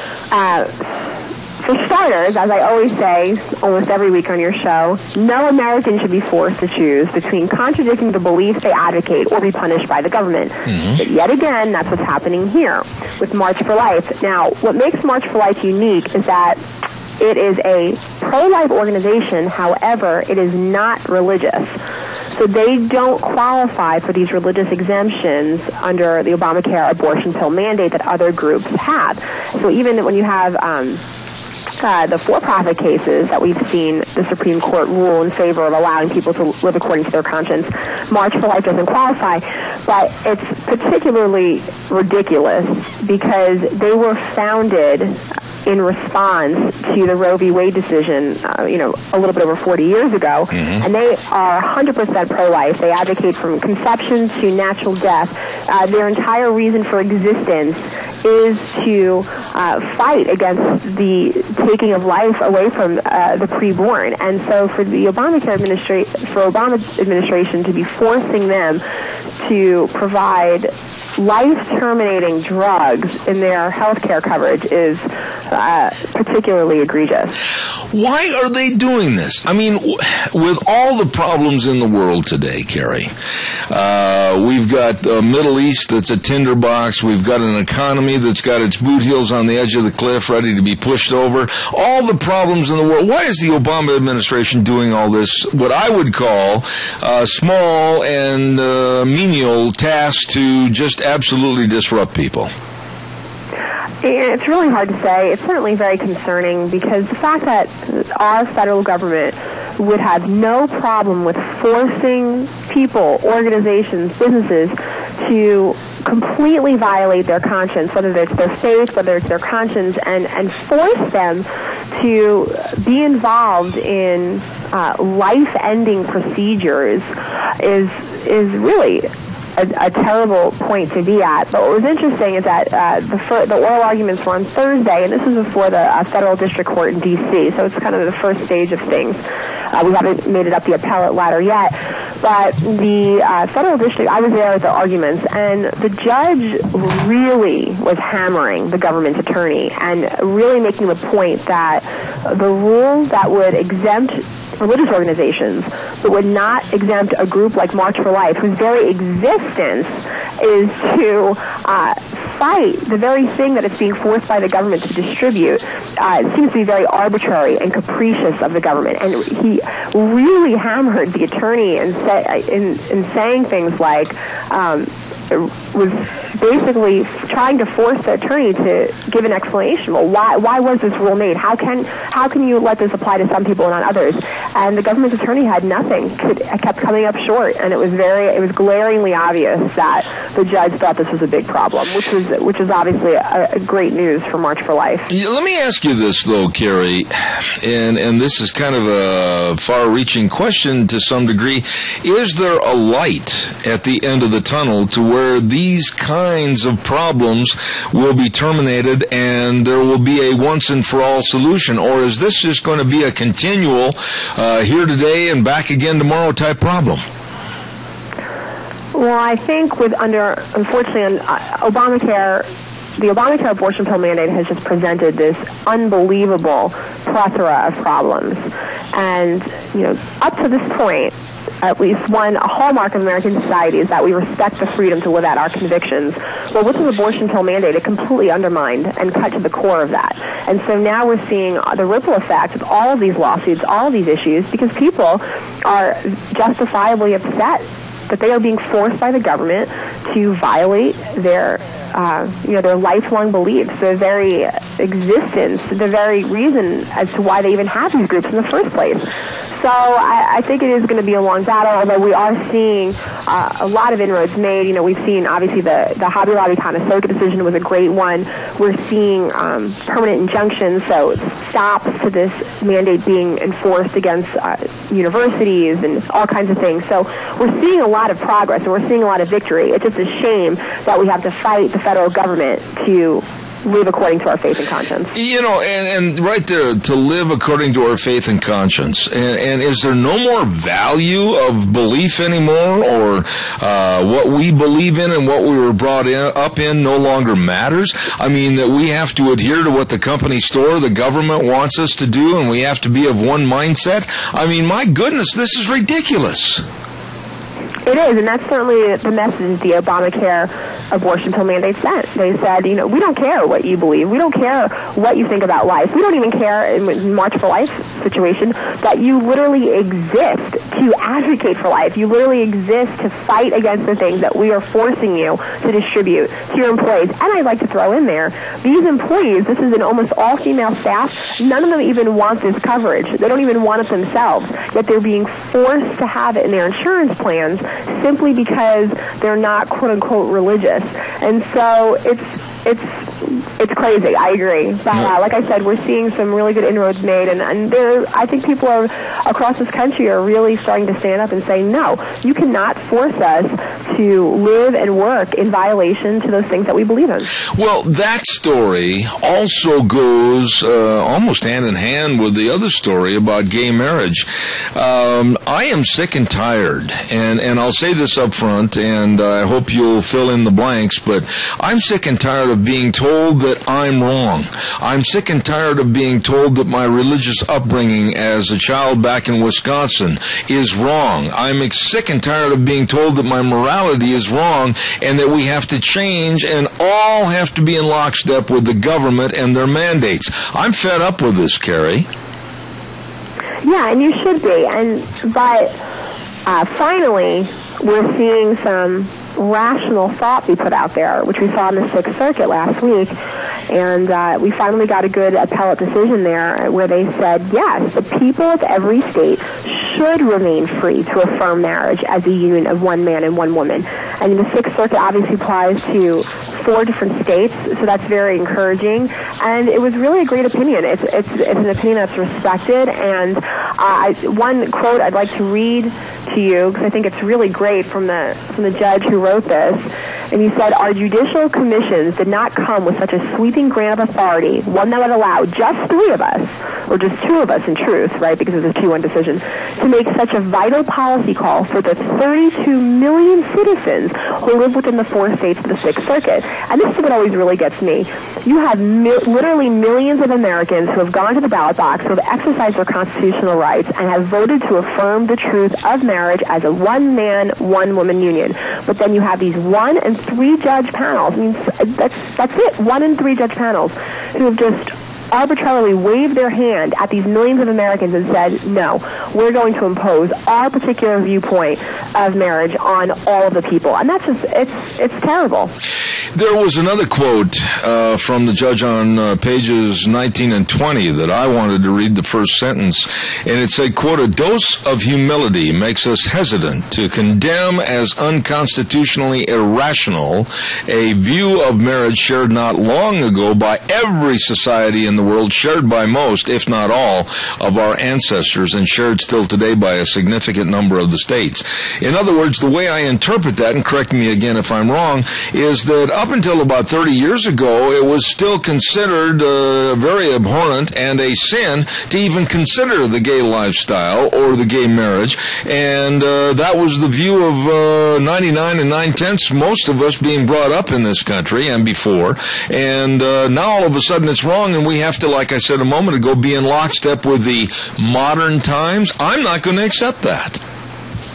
And again, even taking a step back, what's so troublesome about this is just this idea that we can change something that can't be changed. You know, marriage is a one-man, one-woman union for good reasons. That's right. Even simply from a public policy perspective for children. I mean, every child longs to know who their mom and dad is. You know, even in broken homes, even in situations of adoption, right? That the kids want to know where they came from. Why do they look the way they do? Why do they have that certain habit? They want to know, am I like mom? Am I like dad? And when you change something so fundamental to the stability of society, such as marriage and a one-man, one-woman union, you completely out of the gate eliminate that as a matter of public policy. You eliminate the opportunity and the possibility for a child to ever know who their mom or their dad was. And that's tragic. I mean, that's so upsetting. And like the opinion said, this is such a novel concept. I mean, even ancient societies that embraced the homosexual lifestyle, there was never any talk about redefining and changing the institution of marriage itself. They were talk about the lifestyle for sure, but there was not even a thought of changing something that literally can't be changed. So for these 1- and 3-judge panels to turn on its head something that is so fundamental to the stability or the perpetuation of society, what's good and what's best for children, is just, it's very concerning. So it was very encouraging to see the Sixth Circuit recognize that and write what they did. Absolutely. You know, what was normal when we were growing up and what was normal in most societies around the world now is being treated as an abnormality, and those people like myself and you are being called hate mongers and bigots. And it seems like we're letting this happen because we're not fighting back. I think a lot of the blame has to be on the general public themselves, ourselves, because we haven't stood up for what's right and what's wrong.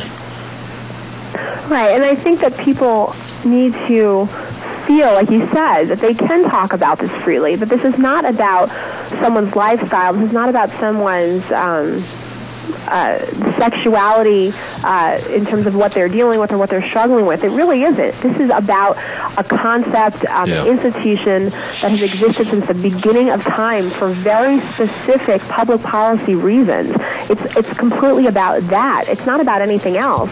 But what has been done, I think, in the public square is made it about something else, made it very personal about, this person and this person, when in reality, it's about an institution that needs to exist for a certain reason, for the sake of children, for the sake of society, in order to create this a flourishing, stable environment. And so that's, I think, why we're at where we're at, and we'll see what happens over the next year if the Supreme Court decides to take this case, now that there's a split in the circuits. Now the Sixth Circuit has ruled this, and we have some other interesting cases coming up that may go that same way. So we'll see what happens. Absolutely. Carrie Kupek with the Alliance Defending Freedom. And how can my listeners not only help you, but also follow these stories?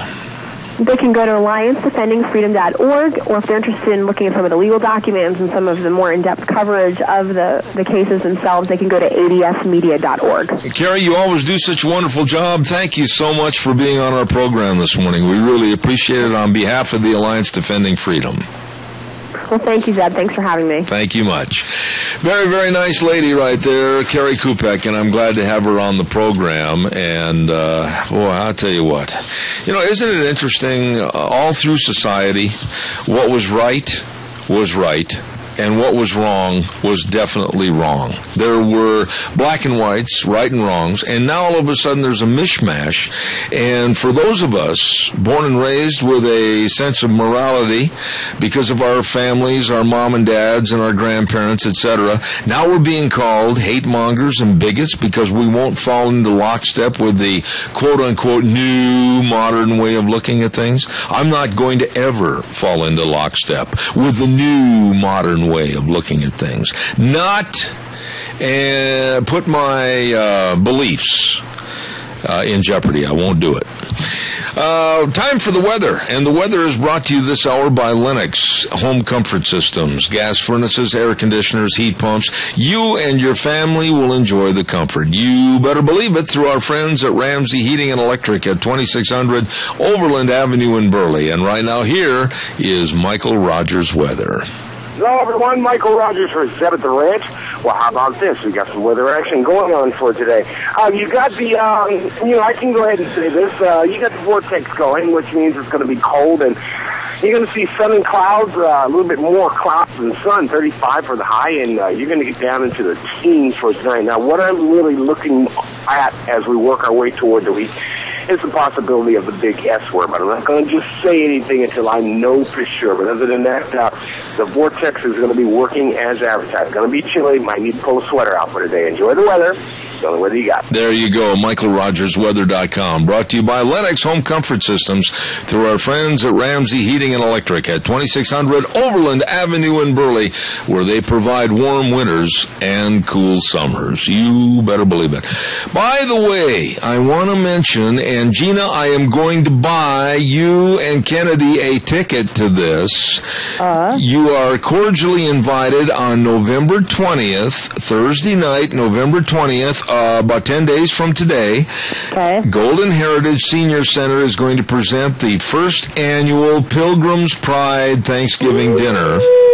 And it's going to be starting at 5 o'clock in the evening on November 20th and go till whenever. And the tickets are only $5 a ticket. There's going to be turkey and ham and all the trimmings. There's going to be a ton of door prizes. There's going to be all kinds of games, old-fashioned games, the way they used to celebrate games with our pilgrims. And as you probably are very well aware, the proceeds are going to go help the Meals on Wheels and also the Golden Heritage Senior Center. And that's coming up on the 20th, and you and Kennedy better be there. Okay, and isn't George going to be there? George Mass? George Mass will probably be there. George, by the way, I got to give George a lot of credit and kudos. We are going to have a turkey toss, and George made the turkey. And when George makes something, he is the handiest handyman you've ever seen in your life. And he cut out a great big turkey and put a hole in the middle of it and everything. And he just is a very talented individual. He's just a wonderful guy. And actually, Kennedy had his first little practice with Youth for Liberty on Friday. Is he a member of the Youth for Liberty? He is. Oh, fantabulous! Yeah, I was kind of nervous because you never know how your child is going to act with somebody strange. But apparently Kennedy got along fine with Adam and George and everything, and he's got his little beret and his shirt. Oh, yeah. So man, that's Kennedy great. is officially a member of Youth for Liberty. Well, I'll tell you what. Kudos to you, Mom, and kudos to Kennedy. And we're looking forward. They're going to present the colors and everything. We're going to have it 5:30 after we start at 5 o'clock. About 5:30. Wait for most of the people to get there and everything. We're going to have kind of an opening ceremony with the Youth for Liberty and everything, and we're certainly looking forward to it. Yeah, Kennedy might actually help with posting the colors that day. Yep, and we're going to have games like the turkey toss, and that's going to be a lot of fun. Yeah, the old bobbing for apples, but you got to bob for the right apple, or if you don't get the right apple, you're disqualified. So, ladies, don't wear your makeup. Oh, I just thought of something really funny, but I'm not going to say anything. Don't go there. Don't go there. Or wear waterproof makeup and definitely waterproof mascara. Did you ever bob for apples at this time of the year when you were a kid? Not this time of the year. No, Oh, we did. It's silly, but putting your face in water. Oh, we did. We used to have a lot of Halloween parties and everything, and I never will forget, the bobbing for the apples. And then some guys would get carried away and kind of try to dive in and water all over everything, and the apples rolling on the floor. It got a little messy. Well, didn't you guys put a tarp or something out?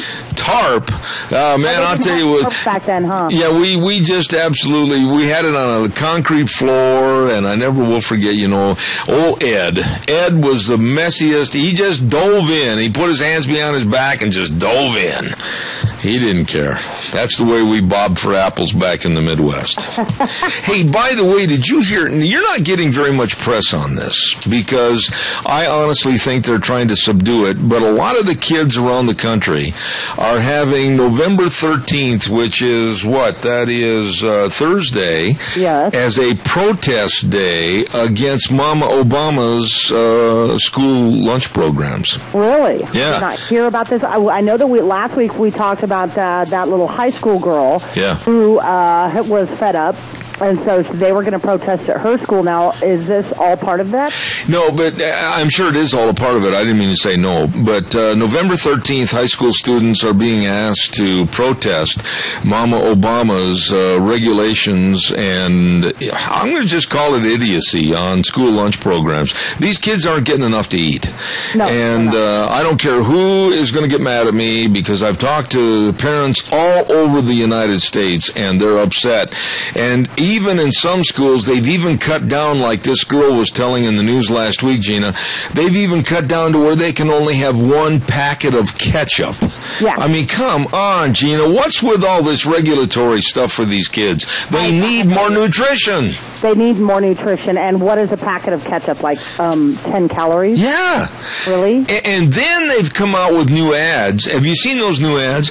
The government came out with the new ads really running down sack lunches from mom and dads and saying that they're hurting the kids and they're not getting the right kind of nutrition. They're getting way too many carbohydrates, and they're coming out and slandering mom and dads because basically they don't know how to feed their kids. I'm telling you, this is where I draw the line. The government is trying to be the one-all catch-all, and that's enough. So using taxpayer dollars to push advertisements on the parents who are actually paying for the program and paying for the ads against themselves. Yeah.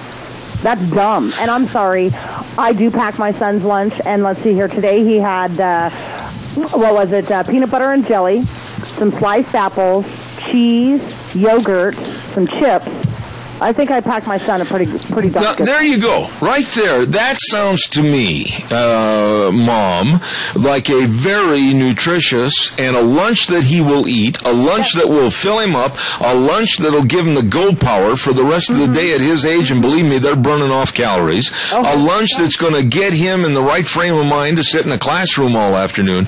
You can't do that when you're forcing nothing but veggies and cauliflower to these kids at school lunch programs. Yeah, okay, peanut butter and jelly sandwich. It's got your carbohydrates and it's got your protein. You've got your yogurt, which is your dairy, your vitamin D, plus it's got extra protein. Yep. You've got your apples, which is not only fiber, but it carries a lot of vitamin A and vitamin C. Then there's the cheese, which is an extra dairy product. And then you've got your chips. Okay, so, I could have done without the chips, but, my son likes chips. So, yeah, overall, very well-rounded lunch. I can tell you what, it's probably well over 800 calories, which is great for my little boy because he's out there, he's active, and he needs that brain power. Absolutely. So, I tell you what, Mama Obama and government, I don't want to be seeing that ad, because if I see that ad, you're going to be hearing from one very angry mom. Yeah, they're putting it together to the point where, Mom, you don't know what you're doing. We do. We're the government, and we're much more ready to take care of your child than you are. You know something? Don't go there. And you mentioned about those chips. Now, just a minute. 7 years old, Kennedy is 7, right? Yes. Okay. That kid will burn those chips off in 30 seconds. In one recess. Yeah, one recess. You got it. Those are gone. And so, and I'm not hacking on the school district, but when my son comes home and says, Mom, I asked him what they were doing for lunch, and he's like, Mom, there's not enough there. They're not feeding us enough. And so when your 7-year-old is coming home and telling you that, and I'm not blaming the school district because they have to abide by the guidelines. That's right. Then that draws concern for me. So I have, for the past month and a half, I've just been packing his own lunch because he just doesn't want to eat the school lunch anymore. It's like, okay. I'm going to make sure that my kid is fed well. But like I said, I'm not going to hack the school district because they're the ones that have to abide by the federal guideline. Now, if we can just get rid of that federal guideline and go back to the school lunches that we used to have, the kids would eat. And they would be complaining. I could not agree with you more. To the trash. Absolutely. I think back, and I know this was a long time ago, to our Fort Atkinson High School lunch menus. We looked forward to it. You can go ahead and say anything you want, but you know something? Lunch? Mm-hmm. Yeah, we had pizza, we had, we even had chicken fried steaks on occasion, with the gravy and everything. But you know what? I've mentioned this before, and I'll stand behind this. You can come look at my high school yearbooks. And of all the students in the school, and I went to a relatively good-sized high school back in Fort Atkinson, Wisconsin, I dare you to find more than two students that were considered possibly in today's standards obese. We had daily physical education classes. Everybody had work to do at home. I mean, we had things to do to keep us busy and occupied. We were active, and there you go, Gina. There just wasn't obesity. There wasn't. And I went to a relatively small high school in my graduating class, and this is after we moved away from Elk River because I would have just been it. I was it. I had a graduating class of 32. Out of 32 kids, 2 would have been considered obese. There you go. There you go. And we all ate school lunch there. I mean, I loved school lunch. I could have ran home, which was, a block and a half away, but I would just stay at school and eat the school lunch. And they fed us well. They fed us good, but we were active. Yeah, and we had a snack bar. And we had a snack bar.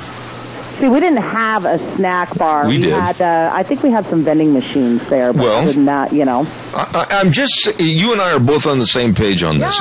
Yeah. You can sit there and you can give a little child or a big football player 2 chicken McNuggets and a couple of sticks of celery and some applesauce, and you can try to tell me that that's going to be sufficient, and I'll look you right in the eye and say bunk, or whatever words might apply, because those kids are hungry hungry, and they need more nutrition. You're going to get a football player who's going to do a face plant because he doesn't have the brain power nor the physical energy to get the job done. I got to do a commercial. Thank you.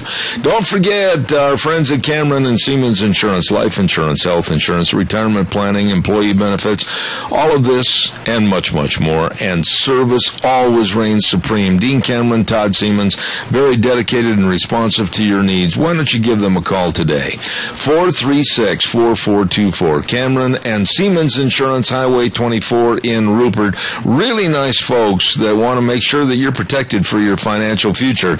You give them a call. 436-4424. Woo. Okay, coming up next hour, we're going to talk to Mary Scott for a few minutes about that Pilgrim Pride Thanksgiving dinner. And then at 10:30 this morning, oh my, don't miss it, one of my favorite guests and one of yours too, we're going to have Brian Fairchild back on the air. And he's the former CIA operative that's going to be telling us about ISIS and everything else and how dangerous the world is. Don't miss that at 10:30 this morning. And then I'm going to ask Gina if I could please leave a few minutes early this morning. I've got to speak over in Rupert. Would you mind? Well, I can cover you. I appreciate it. Thank you much. The news next from ABC.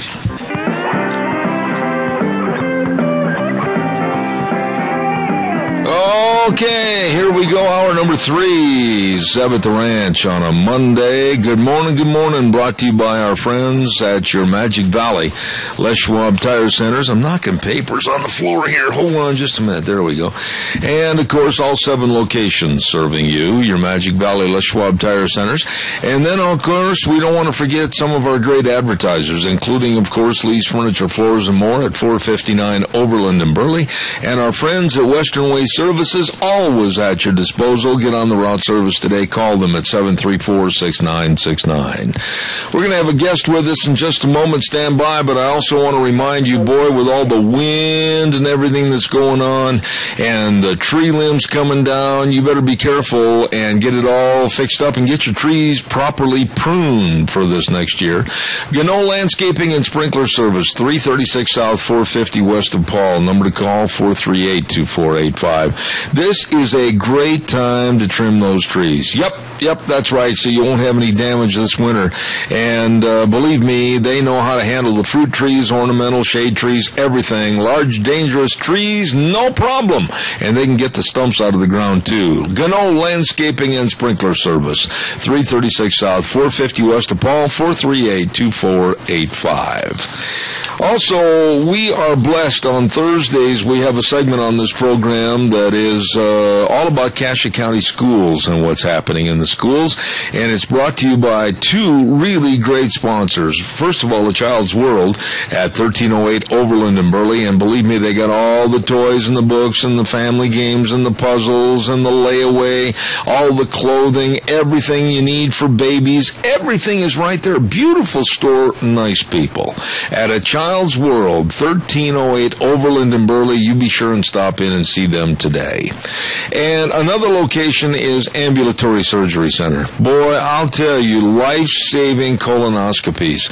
And they can save you a lot of money, too. Right there at Ambulatory Surgery Center. All you have to do is give them a call and talk about what you're looking to do and what surgery you need. They can help you. And like I said, save money. 677-8888. That number again, 677-8888. 1344 Highland in Burley. Along with The Child's World, bringing you school days in Cassia County. Right now, we're going to go to the phone lines, and we have the lovely Mary Scott. Mary, good morning. How are you? I am doing fantabulous. How are you today, Zeb? Oh, I'm great. Mary, you have done so much to help the Golden Heritage Senior Center there in Burley on Overland. And, boy, believe me, now more than ever before, our seniors need more, and it seems like the economy is providing less. There's going to be a great big Pilgrim Pride dinner on the 20th, and that's 10 days from today, right there at the Golden Heritage. Why? Why should people buy tickets and go to that dinner? Because it's going to be delicious and lots of fun. Okay. We have so many things planned for them. Door prizes, we have raffles, we have for the children as well as adults. We have bobbing for apples. We have toss the bean bag through the turkey, and there's prizes. And we have, what's the other one? I think you got to spin the bottle. Yeah. And, Mary, there's a small charge for these games, but the proceeds are all going to go help the seniors and the Meals on Wheels, right? Absolutely. It is going to help our senior center and allow us to help those that are in home, and as well as those that like to come out and visit and have the friendship of others that come out to eat with us. You know, Mary, I'm up there now in years to the point where the best part of my life over my right shoulder, like a lot of us, but I've been very blessed to be very active and be able to get out and about. What's that? Oh, Joe had the radio up, and I had to turn it down. Oh, okay. But, you know, I'm able to get out and about and see people. But, you know, for the seniors at home, the Meals on Wheels might be the only contact they have with the outside world on a daily basis. Is it not? That is true. Joe and I did it for about 3 months, and I'll tell you, it was the most heartwarming, wonderful thing I think I have done in many years, just to get to talk to them, to make sure that they're fine, and to know that they're having some kind of a hot meal at least 3 days a week and a cold one in between. That is just amazing, and they are always so appreciative. Yeah. You know, the Golden Heritage Senior Center, a lot of great people over there, and this dinner coming up on November 20th, 10 days from today. It's going to be Thursday, November 20th, starting at 5 p.m. And give us a little insight as to what's going to be on the menu, Mary. Well, I know there's going to be turkey, dressing, mashed potatoes, gravy. We're hoping for Mr. Zeb Bell a peach pie. Oh, boy. Pumpkin pie, bread pudding, corn. Oh, yes, cranberry sauce. Joe wants cranberry sauce. I heard that. He's helping me here. Homemade biscuits, homemade buns, just lots of good food, milk, coffee, and the best thing about it, Zeb, is it's only $5. I was going to say $5 tickets, for heaven's sakes. Now, I know a lot of the seniors have been pre-selling the tickets, and tickets will be available at the door, will they not? Yes, they will, and they're not going up in price either at the door. Okay, so $5, and it's going to start right at 5 p.m. on the 20th, and go till whenever, right? Absolutely. We will feed until we can't find anybody else to feed. And we're going to have something a little bit different. We're going to start serving at 5, but then at about 5:30, we're going to have the Youth for Liberty with a flag presentation. We're going to have a prayer that's going to be sung. We're going to have a national anthem. I mean, we've got all kinds of goodies for entertainment. And plus a piano player, too. Yes, we do, and their voices that are singing are just amazing how well they do with these songs that we have. Absolutely. I think we have like 5 different entertainers for us, as well as we have the young ones that are going to do the clogging dance. Oh, my. Now, so that should be interesting, and we look forward to that. Now, tell me, please, Joe's not going to clog, is he? You know, I don't know. Joe, are you clogging today? No way. Tell Joe Zeb said he's been clogged up, but he's never clogged. He's over here laughing because he's listening to the radio at the same time. So. Well, Mary, I just want to say that we certainly hope the community comes out and supports this. It's starting at 5 o'clock on November 20th, Thursday night, November 20th, at the Golden Heritage Senior Center. Now, for those that don't know where it is, it's easy to find. Give us the directions, Mary. Well, you go straight down Overland, and it's south towards, like you're going to Oakley. And if you get to the cemetery, you've gone too far because it's the building just before the cemetery. Okay, right there on Overland. Can't miss it. Now, something else, Zeb, we're going to be quite a few of us in costume for that, like the Native American, the Pilgrim, and that's something that if you'd like to come, there will be a door prize, and there will be a prize for the best costume. Please don't let Joe in there with the breech cloud. It might chase everybody away from supper, okay? You think? Okay. Listen, and he said he was coming in as a blind man, looking for food. Okay. Leave it to Joe. Also, we might mention that you're going to have a special little display out on the lawn by the sign with the pilgrims and everything, so they can't possibly miss it, right? Yes, and it will be lit up even at night. We do have power there now. Okay. Thanks to Ramses. All right. They're super good folks and always helping. We thank you so much, Mary, and we'll probably have you on again next week. We want to tell everybody more about it. Golden Heritage Senior Center, and it's the Pilgrim Pride Thanksgiving dinner, Thursday, November 20th, starting at 5 o'clock in the afternoon. Mary, you always do a wonderful job. Thank you so much. Well, thank you, and we look forward to having our public come. And we also have, would you like to know what the menu is real quick? Yeah, real quick. Give us the menu. Yeah. Monday, meatloaf. Tuesday, Mexican chicken. Wednesday, pizza. Thursday, pork chops. And Friday, my favorite, tomato soup. Oh, boy. Okay, well, there's the menu for the Golden Heritage for all this week. Mary, again, thank you for what you do.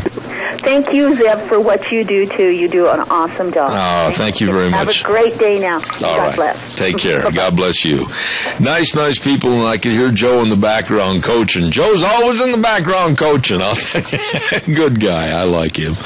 Let's see, what else have I got here real quick? Caller, I'll be right there. I promise. Don't go away. I want to remind everybody. But I'll tell you what. I'll take the call first. That's okay. I don't want to keep you waiting. Go ahead.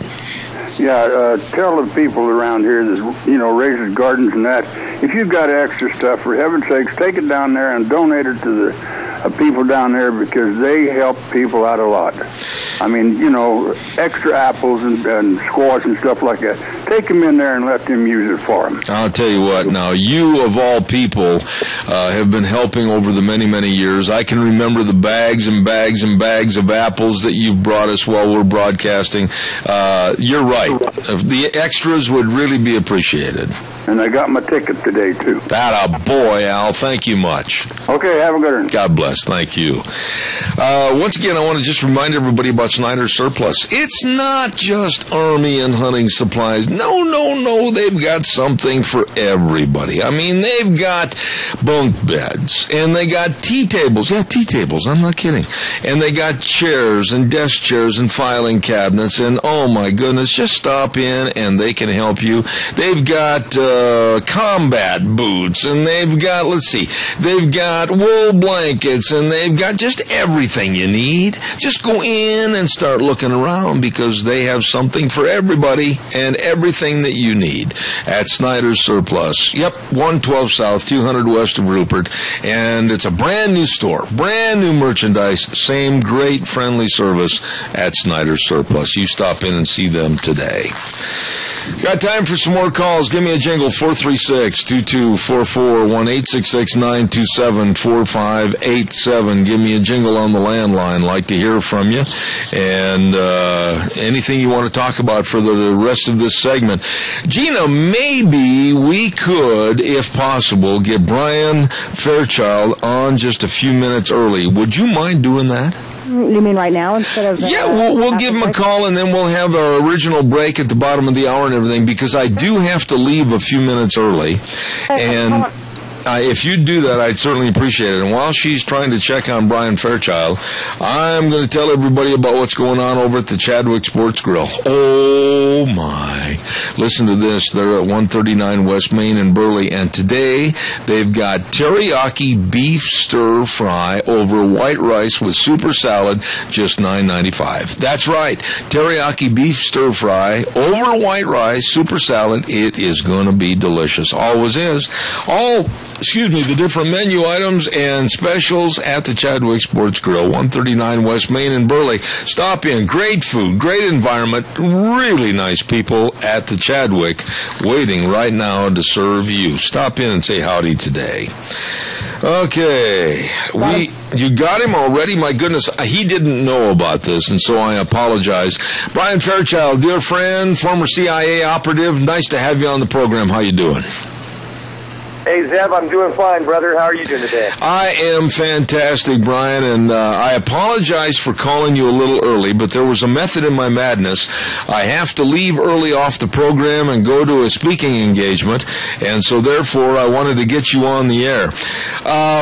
Simply put, I felt like the last 2 to 3 weeks, everything in the world has been put on hold because of our elections. And here we were, cloak and dagger before the elections. Everybody was concerned about ISIS. We were so concerned about the involvement of taking over the Turkish border. And then all of a sudden the elections seemed to supersede everything. And nobody really reported on some of the travesties that were going on. How serious is ISIS and what they're doing right now this minute? Oh, Deb, there are so many things going on, and you're absolutely right. We live by this news cycle, and unfortunately, many of our citizens get caught up in this. That excuse me. If there isn't a story on the news, it doesn't exist. But like you so aptly pointed out just now, no matter what the news cycle is doing, the bad guys are continuing doing bad things. So if I can just take a minute, I'll give you a little briefing on the types of stuff that's been going on over like the last week and a half. Absolutely, please. Well, there's been this big conflict in the northern Syrian city of Kobani, and Kobani is a big test of strategy right now between the coalition and the Islamic State. We've been bombing positions, Islamic State positions in Kobani for the last 3 weeks or so, but we haven't dislodged the enemy. The Peshmerga, the guys, the good guys, the guys that we're trying to get together with the Free Syrian Army, they've sent people from Iraq through Turkey and into Kobani, but they haven't stemmed the tide either. So the Islamic State is still continuing hot and heavy in Kobani despite American airstrikes and reinforcements from the Peshmerga. Another thing that's been happening is because ISIS is they believe they might be penetrated by foreign spies. They have all these foreigners coming to fight with them as foreign fighters. And we've talked about this before, Zeb. And, these guys, there are like 20,000 foreign fighters now working with them.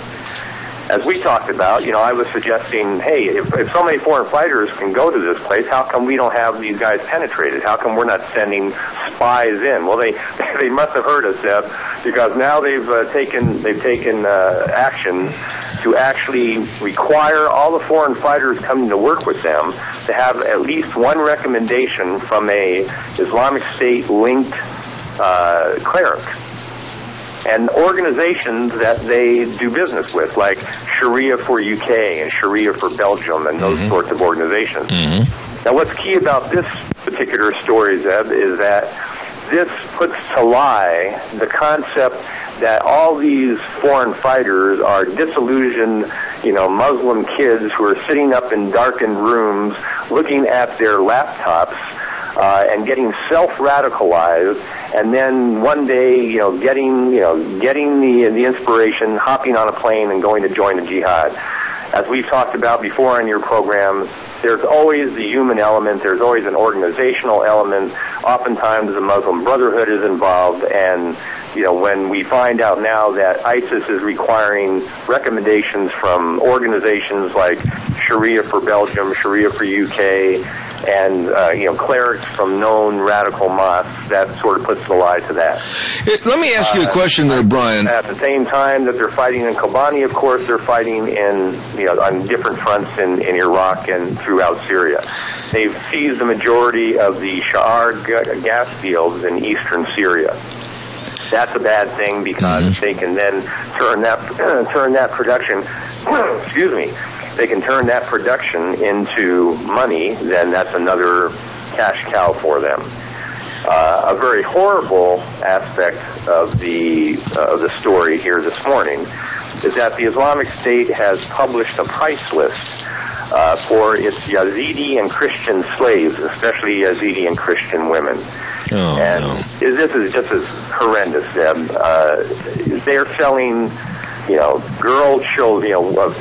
children as young as 1 year old, and that's the most expensive aspect on their price list. I mean, they sell these poor, victimized children, female, for 200,000 dinars. That's their most expensive slave that they sell. Then they've got it broken down. Women 40 to 50,000 dinars, and 30 to 40, 75,000 dinars, and 20 to 30, 100,000 dinars. I mean, this is beyond horrendous.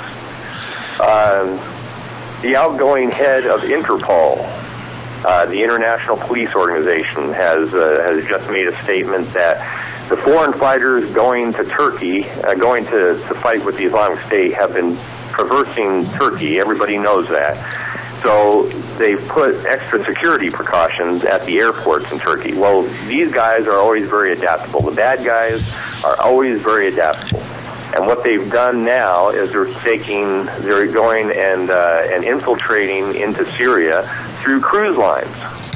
My! If anybody's expecting to go take a cruise liner, and sail the seas and come into Turkey, you might very well have some foreign fighters with you on their way to Syria and Iraq.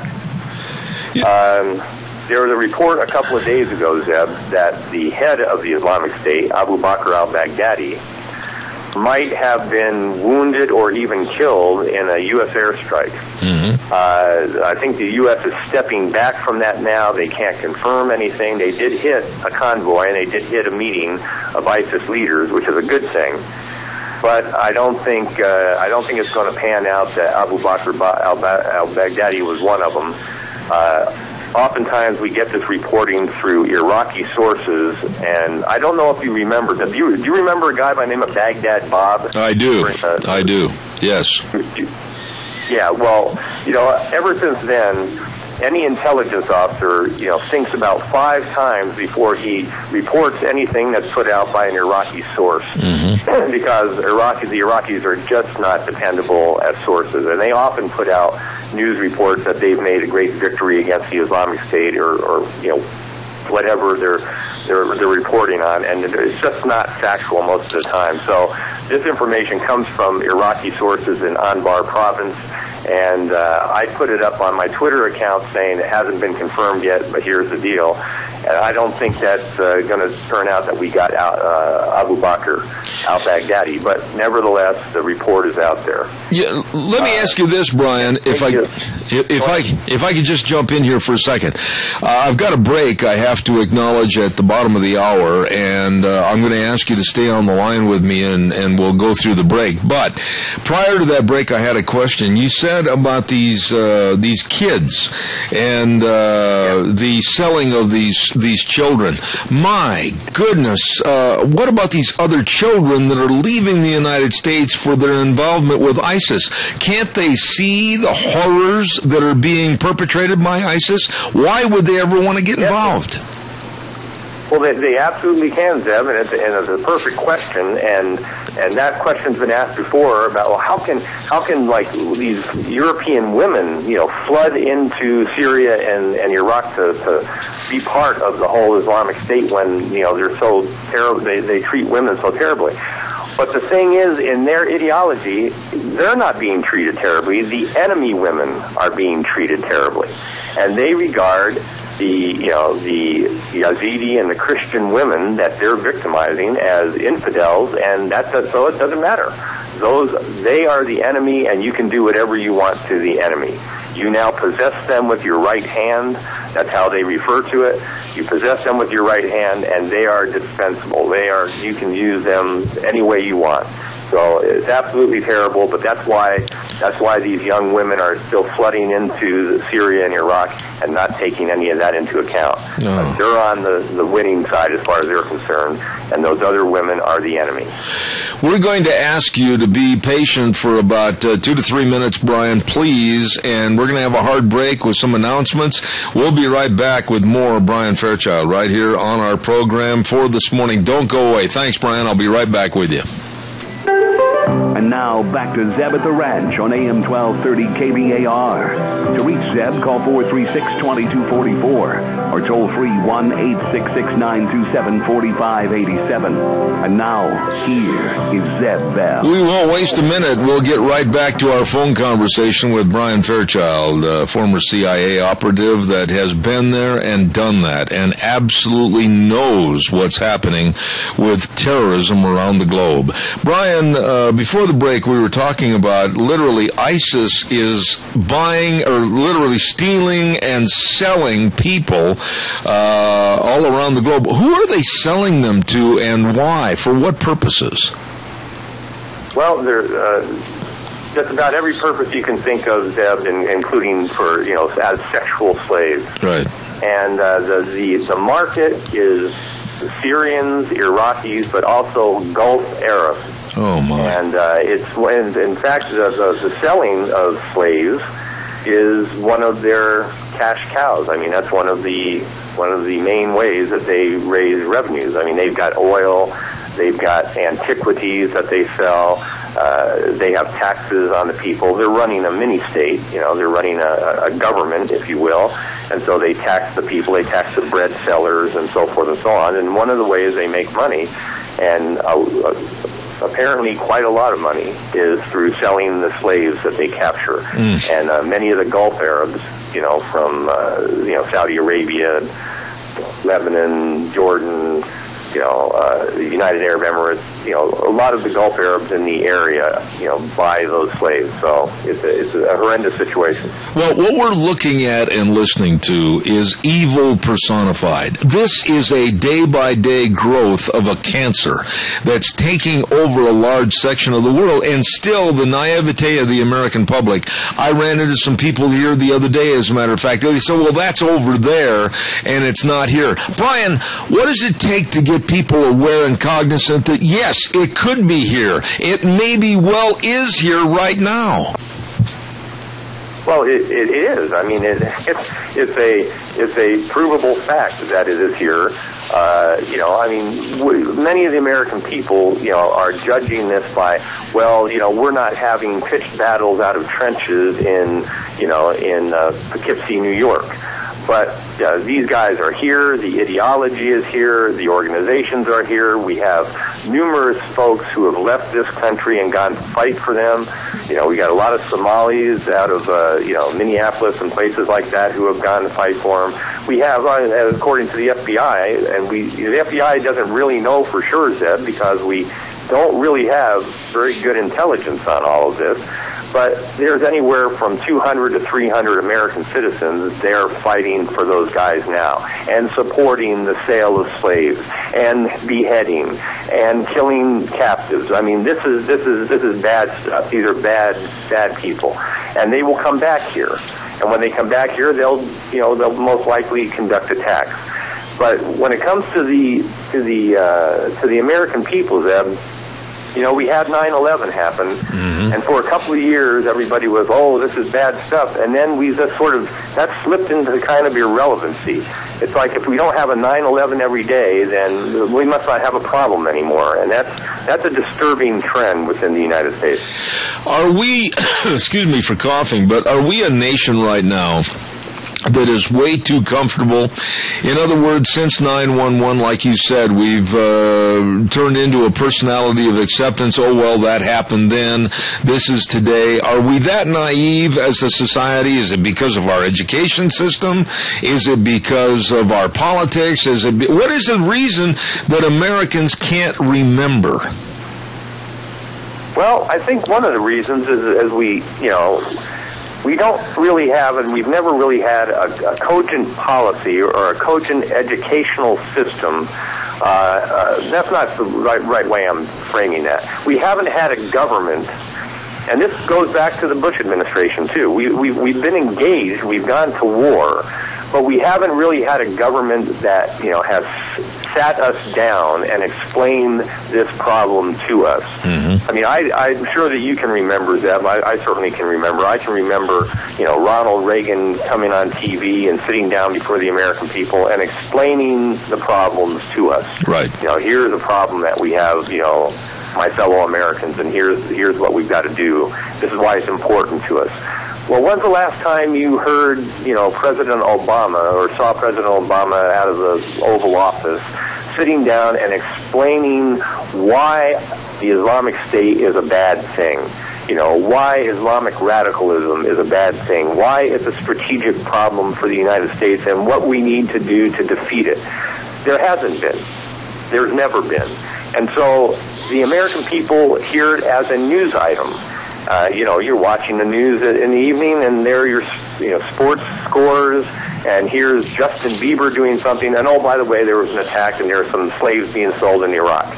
And so that doesn't really make a lasting impact on the American population, I don't think, because it hasn't been emphasized by the administrations that this is a problem that is very important, worth understanding, and keeping abreast of. And there you go, Zeb. Have you seen over the last decade, as a matter of fact, a political correctness where Islam has done a pretty doggone good job of selling themselves to the American public and our culture so that they're left alone? In other words, we're so PC that we wouldn't think about even questioning those people. Yeah, absolutely right. I mean, to the extent that the leader of the free world, has deemed it important for him to interpret Islam for us and for him to interpret what things Islamic mean. So, the President of the United States, gets up and says, well, the Islamic State of Iraq and Syria, has nothing to do with Islam. And so the president himself has become an apologist. Mm-hmm. And when you're at that level, it's no wonder then, is it, Zeb, that we haven't been educated as to the problem. If you got the commander-in-chief saying, oh, this is no problem, this has nothing to do with Islam, well, he's not going to sit down and educate the American public as to what the problem is. Are we at a point of no return? I think I've asked you this before, and I'll ask you again today. With the naivete and political correctness of this country and the acceptance of the fact that, oh, yeah, there's a problem, but it's over there in the Middle East, and basically thinking that we're shielded from any of those problems here, what do we do before it's too late? Well, no, I don't think we're beyond the point of no return. I think it's approaching that point, but, if we can get, new leadership in the United States that understands the problem, that wants to re-engage in the world, that appreciates the contributions of strategic intelligence rather than tactical paramilitary intelligence, then we can turn this all around. It's a matter of using our resources and our power and our influence to extract strategic resolutions that we need for these problems. But we've got to be engaged, and we're not. In fact, we're further and further removed from any engagement overseas. Mm-hmm. I was talking to a friend of mine the other night, and we were talking, and I was saying, there are most CIA officers are no longer stationed overseas. They're stationed in the United States, and they take 60-day temporary work assignments to a place like Iraq or Afghanistan, where they develop a couple of coordinates on enemy fighters, and they bring drone attacks on them, and then they come back to the United States.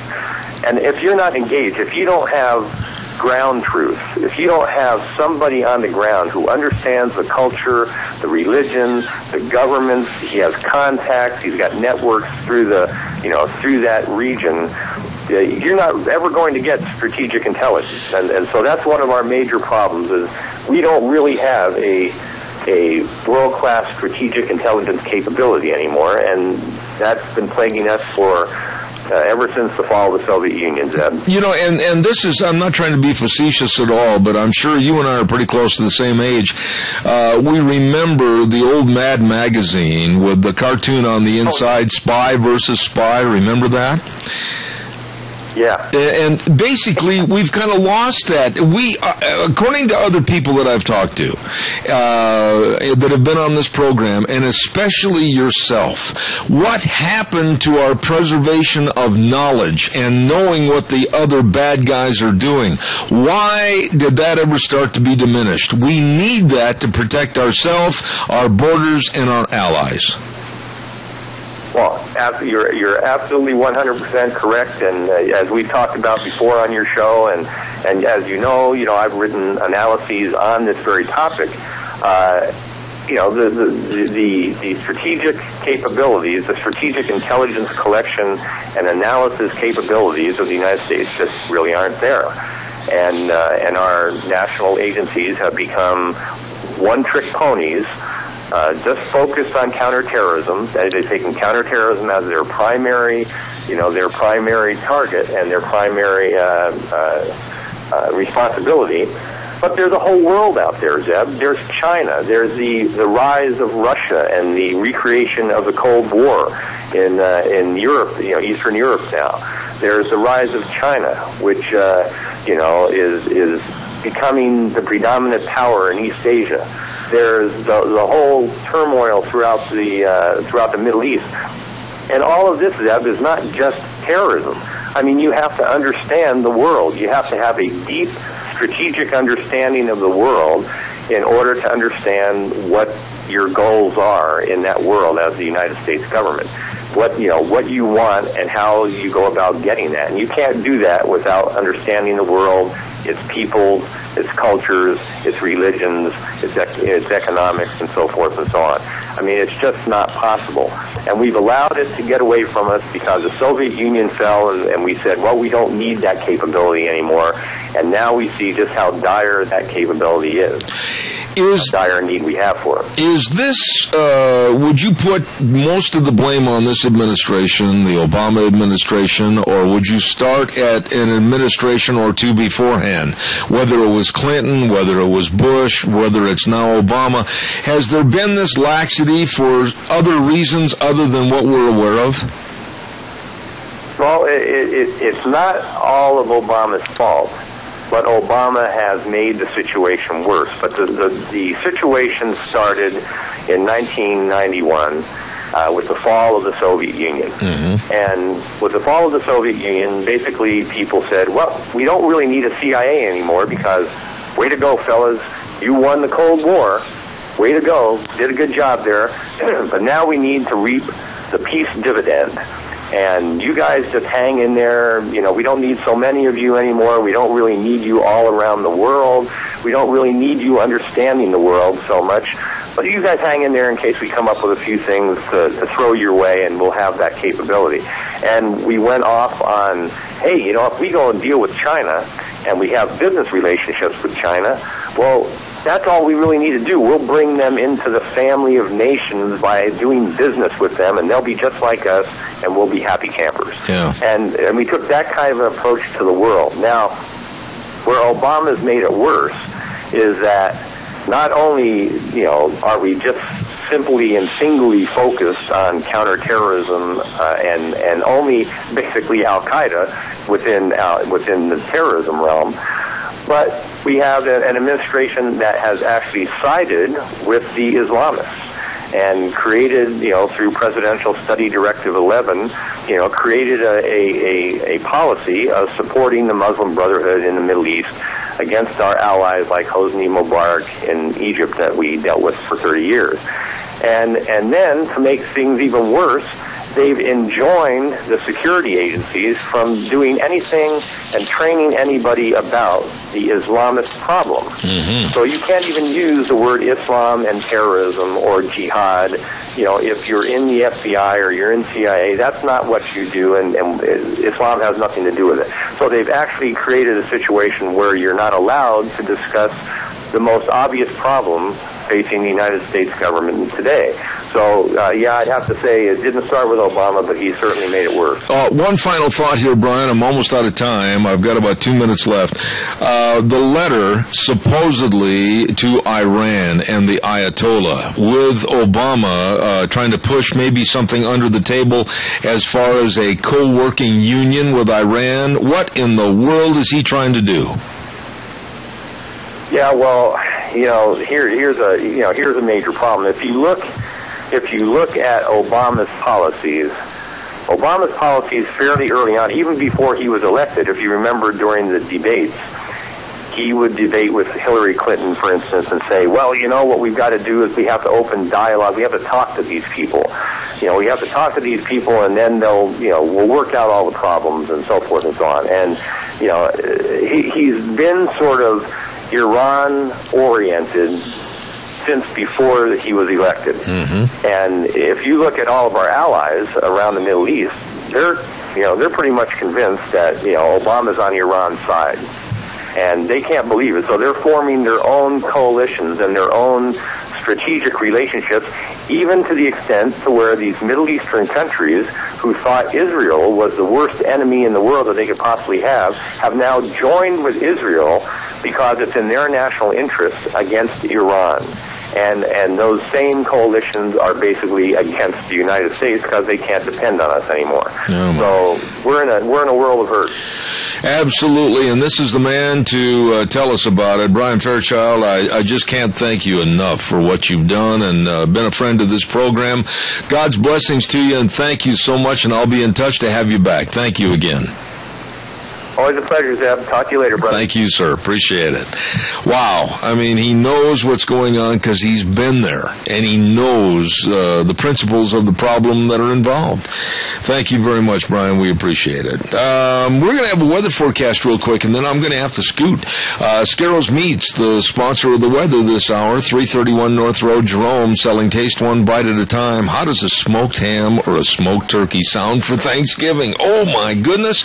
Order yours right now from Scarrows Meats. 331 North Road, Jerome. That number again, 324-7657, and they guarantee everything they sell. Here now, Michael Rogers weather. Hello, everyone. Michael Rogers for Zeb at the Ranch. Well, how about this? We got some weather action going on for today.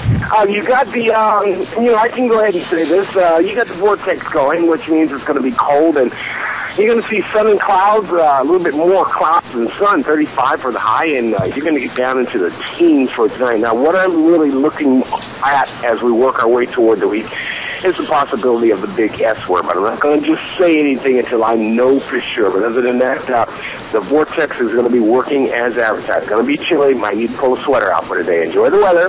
Tell me what you got. Thank you, Michael. Scarrows Meats bringing you the weather this hour. 331 North Road, Jerome. 324-7657. Locally owned custom meat processor for over 20 years, and they do sell taste one bite at a time.